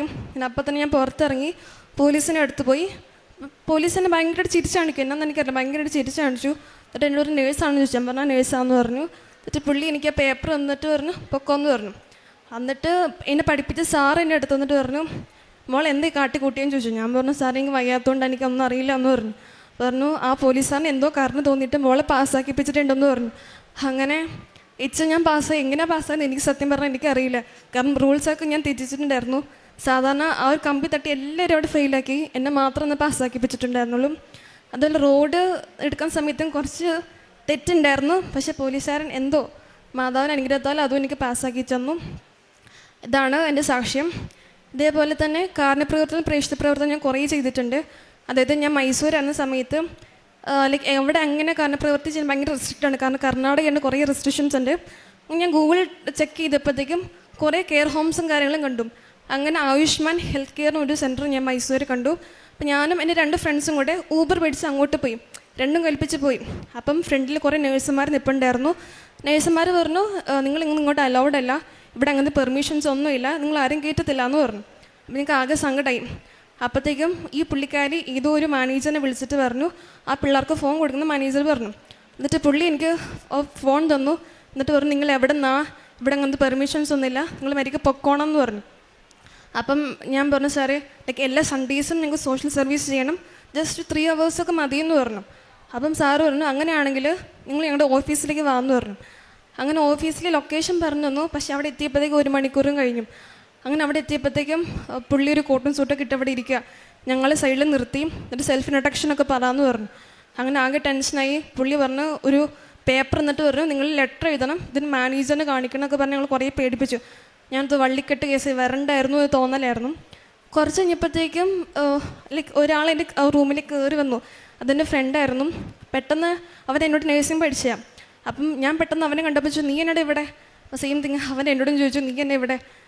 അപ്പോൾ അവനെ സൈഡിലോട്ട് എന്നെ വിളിച്ചിട്ട് ചോദിച്ചു നീ എന്തിനാ ഇവിടെ നിൽക്കുന്നത് ചോദിച്ചു. ഞാൻ പറഞ്ഞു ഏട്ടാ എനിക്ക് സോഷ്യൽ സർവീസ് അല്ലെ സൺഡേസും ചെയ്യണം എന്ന് ആഗ്രഹമുണ്ട്, പക്ഷേ സാറൊന്നും പെർമിഷൻ തരുന്നില്ല, ഇവരെ പറയുന്നു ഇന്ന ഹൈ അതോറിറ്റിയുടെ പെർമിഷൻസൊക്കെ വേണം. അവൻ പറഞ്ഞു ഒന്നും കുഴപ്പമില്ല, ഞാൻ ഇവിടുത്തെ നേഴ്സിംഗ് ഓഫീസറാണ്, ഞാൻ എല്ലാം സെറ്റാക്കി തരാമെന്ന് പറഞ്ഞു. അവൻ ആരെയോ ഫോൺ വിളിച്ചു, എല്ലാം സെറ്റാക്കി. ഓൺ സ്പോട്ടിൽ തന്നെ ഞങ്ങൾ കെയർ ഹോമിൽ കൊണ്ടുപോയി. അങ്ങനെ അവിടെയുള്ള എല്ലാവരും പരിചയപ്പെടുത്തി തന്നു. ഞങ്ങൾ അവിടെ നിന്ന് ഓടിച്ചിട്ട് നേഴ്സുമാരടക്കം ഭയങ്കരമായിട്ട് ലൈക്ക് അവരെല്ലാം ലൈക്ക് എന്തോ വലിയ പോയി. കാരണം ഞങ്ങൾ ഓടിച്ചിട്ട് പിള്ളേർ പിന്നെ എഗെയിൻ വന്നല്ലോ, അതും നേഴ്സിംഗ് ഓഫീസറിൻ്റെ കൂടെ. അങ്ങനെ അവിടെയുള്ള എല്ലാവരും പരിചയപ്പെടുത്തി തന്നു. അങ്ങനെ ഞങ്ങൾ എല്ലാ സൺഡേസും അവിടെ പോകാൻ തുടങ്ങി. ഞങ്ങൾ ഈ പെർമിഷൻ ഗ്രാൻഡ് ചെയ്ത് പിറ്റേ ദിവസം ഇവൻ അവിടെ നിന്ന് റിസൈൻ ചെയ്ത് പോയി. കാരണം ഇവന് വേറെ സ്ഥലത്ത് പ്രൊമോഷൻ കിട്ടിയിട്ടുണ്ടായിരുന്നു. ഇവൻ മാലാഖനെ പോലെ അവിടെ വന്നതാണ്. ഞങ്ങൾക്ക് എല്ലാം പെർമിഷൻസ് തന്നിട്ട് അതിനവിടുന്ന് പോവുകയും ചെയ്തു. അങ്ങനെ മൈസൂർ വന്നപ്പം എല്ലാ സൺഡേസും അവിടെ പോയിട്ട് അവരെ ഹെൽപ്പ് ചെയ്യും. Like music therapy, dance therapy ഒക്കെ അങ്ങനെയാണ് കൊടുത്തുകൊണ്ടിരുന്നത്. പിന്നെ അതിനെ ഞാൻ തിരുവല്ലയിലായിരുന്ന സമയത്ത് കുറച്ച് ഹാൻഡിക്യാപ്ഡ് പിള്ളേരുണ്ടായിരുന്നു. അപ്പം അവരൊക്കെ എല്ലാ ദിവസവും ഞങ്ങൾ മിക്ക സൺഡേസും വിസിറ്റ് ചെയ്യുമ്പോൾ. ഇപ്പം ഞാൻ നാട്ടിൽ ഫ്രീ ആയിട്ടിരിക്കുന്ന സമയത്ത് എൻ്റെ നാട്ടിലൊരു ഓൾഡ് ഏജ് ഹോം ഉണ്ട്. അവിടെ എല്ലാ ആഴ്ച പോകും. അപ്പോൾ അപ്പച്ചന്മാർ അമ്മച്ചന്മാർ കുളിപ്പിക്കാൻ പോകും, അവർ ഡ്രസ്സ് അലക്കി കൊടുക്കും, നഖം വെട്ടി കൊടുക്കും, പിന്നെ ഫുഡൊക്കെ വാരി കൊടുക്കും. പിന്നെ നേഴ്സായതുകൊണ്ട് ഈ പ്രഷറും ഷുഗറൊക്കെ ഒരു സ്കെഡ്യൂൾ പോലെ എല്ലാം ചെക്ക് ചെയ്ത് കൊടുക്കും. അങ്ങനെ അവർക്കും ഭയങ്കര സന്തോഷമാണ്, എനിക്ക് ഭയങ്കര സന്തോഷമാണ്. അതേപോലെ തന്നെ പ്രേക്ഷിത പ്രവർത്തനം ഞാൻ കുറേ ചെയ്യലുണ്ട്. അതായത് ഞാൻ ചിലപ്പോൾ റോഡിൽ നടന്നു പോകുമ്പോൾ സ്ട്രീറ്റിലൊക്കെ കൃപാസമാധാൻ പത്രമൊക്കെ ഇങ്ങനെ കീറി വലിച്ച് കളഞ്ഞ് ഉണ്ടെങ്കിൽ ഞാൻ എല്ലാം പറക്കി ഞാൻ സൂക്ഷിച്ച് വെക്കും. ഡസ്റ്റ്ബിന്നിൽ നിന്ന് എനിക്ക് കുറേ കൃപാസം പത്രം കിട്ടിയിട്ടുണ്ട്, അതൊക്കെ ഞാൻ സൂക്ഷിച്ച് വെക്കാറുണ്ട്. പിന്നെ ഇതുപോലെ പള്ളിയിൽ പോയപ്പം ഒരു സെറ്റ് പത്രം ചുമ്മാ അവിടെ ഇരിക്കുന്നു, അതൊക്കെ എടുത്ത് ഞാൻ എല്ലാവർക്കും വിതരണം ചെയ്യുമായിരുന്നു. പിന്നെ അതേപോലെ തന്നെ അച്ഛൻ്റെ ഉടമ്പടി ധ്യാനവും ഡെയിലി ബ്രെഡും ഡെയിലി കാണും, ഷെയർ ചെയ്യും, എല്ലാം ചെയ്യും. പിന്നെ എനിക്ക് മാതാവിന് ഈശോൻ്റെ ഫോട്ടോസ് ഡെയിലി എൻ്റെ ഫോണിൽ കുറേ ഉള്ളതുകൊണ്ട് ഞാൻ എല്ലാവരും കാണിക്കും. ലൈക്ക് മാതാവ് ഇനി തന്നു പറയുമ്പം അങ്ങനെ കുറേ പേരുടെ വിശ്വാസം കൂടാൻ തുടങ്ങി. അങ്ങനെ കുറേ പേര് ഇവിടെ നിന്ന് ഉടമ്പടി എടുക്കുകയും ചെയ്തു. ഇത്രയും അനുഗ്രഹം തന്ന നിശോപ്പായ്ക്കും എൻ്റെ അമ്മ മാതാവിനും 1000 നന്ദി പറയുന്നു. പ്രഭാഷകൻ 11:17 കർത്താവിൻ്റെ ദാനങ്ങൾ ദൈവഭക്തനിൽ നിന്ന് ഒഴുകുന്നില്ല, ദൈവകൃപ ശാശ്വതമായ ഐശ്വര്യം പ്രദാനം ചെയ്യും. ഡോണ സാജു എന്ന ഈ മകളുടെ ഉജ്ജ്വലമായ ഈ മരിയൻ ഉടമ്പടി സാക്ഷ്യത്തിൽ നാം ശ്രവിച്ചത് മുഴുവനും ഈ മകൾ എങ്ങനെ എത്രത്തോളം ഉടമ്പടിയെ സ്നേഹിച്ചു ജീവിച്ചു എന്നതിനെക്കുറിച്ചാണ്. മരിയൻ ഉടമ്പടി നമ്മളെ ഇങ്ങനെ കൈവെള്ളയിൽ കൊണ്ടു നടന്ന് ജീവിതത്തിൻ്റെ അനുഗ്രഹങ്ങളും അനുഭവങ്ങളും നൽകി ഞാൻ കൂടെയുണ്ട് എന്ന് നിരന്തരം നമ്മളെ ഓർമ്മപ്പെടുത്തിക്കൊണ്ടിരിക്കും. പ്രിയമുള്ളവരെ, നമ്മൾ ഉടമ്പടിയിലാണോ, ഉടമ്പടിയുടെ നിഷ്കളങ്കത ജീവിതത്തിലുണ്ടോ, അമ്മ മാതാവ് ഒരിക്കലും വിട്ടുമാറാതെ നമ്മുടെ ജീവിതത്തെ സഹായിക്കും. ആ മരിയൻ പ്രസൻസിൻ്റെ സുന്ദരമായ അടയാളപ്പെടുത്തലുകൾ അതാ മകൾ ഈ സാക്ഷ്യത്തിലൂടെ പങ്കുവെച്ചത്. മകൾ പറഞ്ഞു, ഞാൻ ഒരു ദിവസവും തീയതിയും കാലവും തിരഞ്ഞെടുക്കാതെയാണ് ഞാൻ പരീക്ഷകൾക്ക് വേണ്ടി അപ്ലൈ ചെയ്തത്. പക്ഷേ മാതാവ് എനിക്ക് ഒരുക്കി നൽകിയത് ഓരോ ചൊവ്വാഴ്ച ദിവസങ്ങളായിരുന്നു. എത്ര സുന്ദരമായിട്ട് ആ അമ്മ മാതാവിൻ്റെ സാന്നിധ്യം തൻ്റെ ജീവിതത്തിന് ഉടമ്പടി ആഴപ്പെടുന്നതിനും ഉടമ്പടിയിലൂടെ വിജയങ്ങൾ നേടുന്നതിനും പരാജയങ്ങളിൽ ആത്മശക്തിയോടുകൂടി മുന്നേറുന്നതിനും അമ്മ സഹായിച്ചുവെന്ന് മകൾ ഈ അൾത്താരയിൽ പങ്കുവയ്ക്കുകയാണ്. മകൾക്ക് ലഭിച്ച എല്ലാ ദൈവാനുഭവങ്ങൾക്കും വിജയങ്ങൾക്കും ആത്മീയ ബോധ്യങ്ങൾക്കും അമ്മ മാതാവിനും തിരുക്കുമാരനും നന്ദി പറഞ്ഞുകൊണ്ട്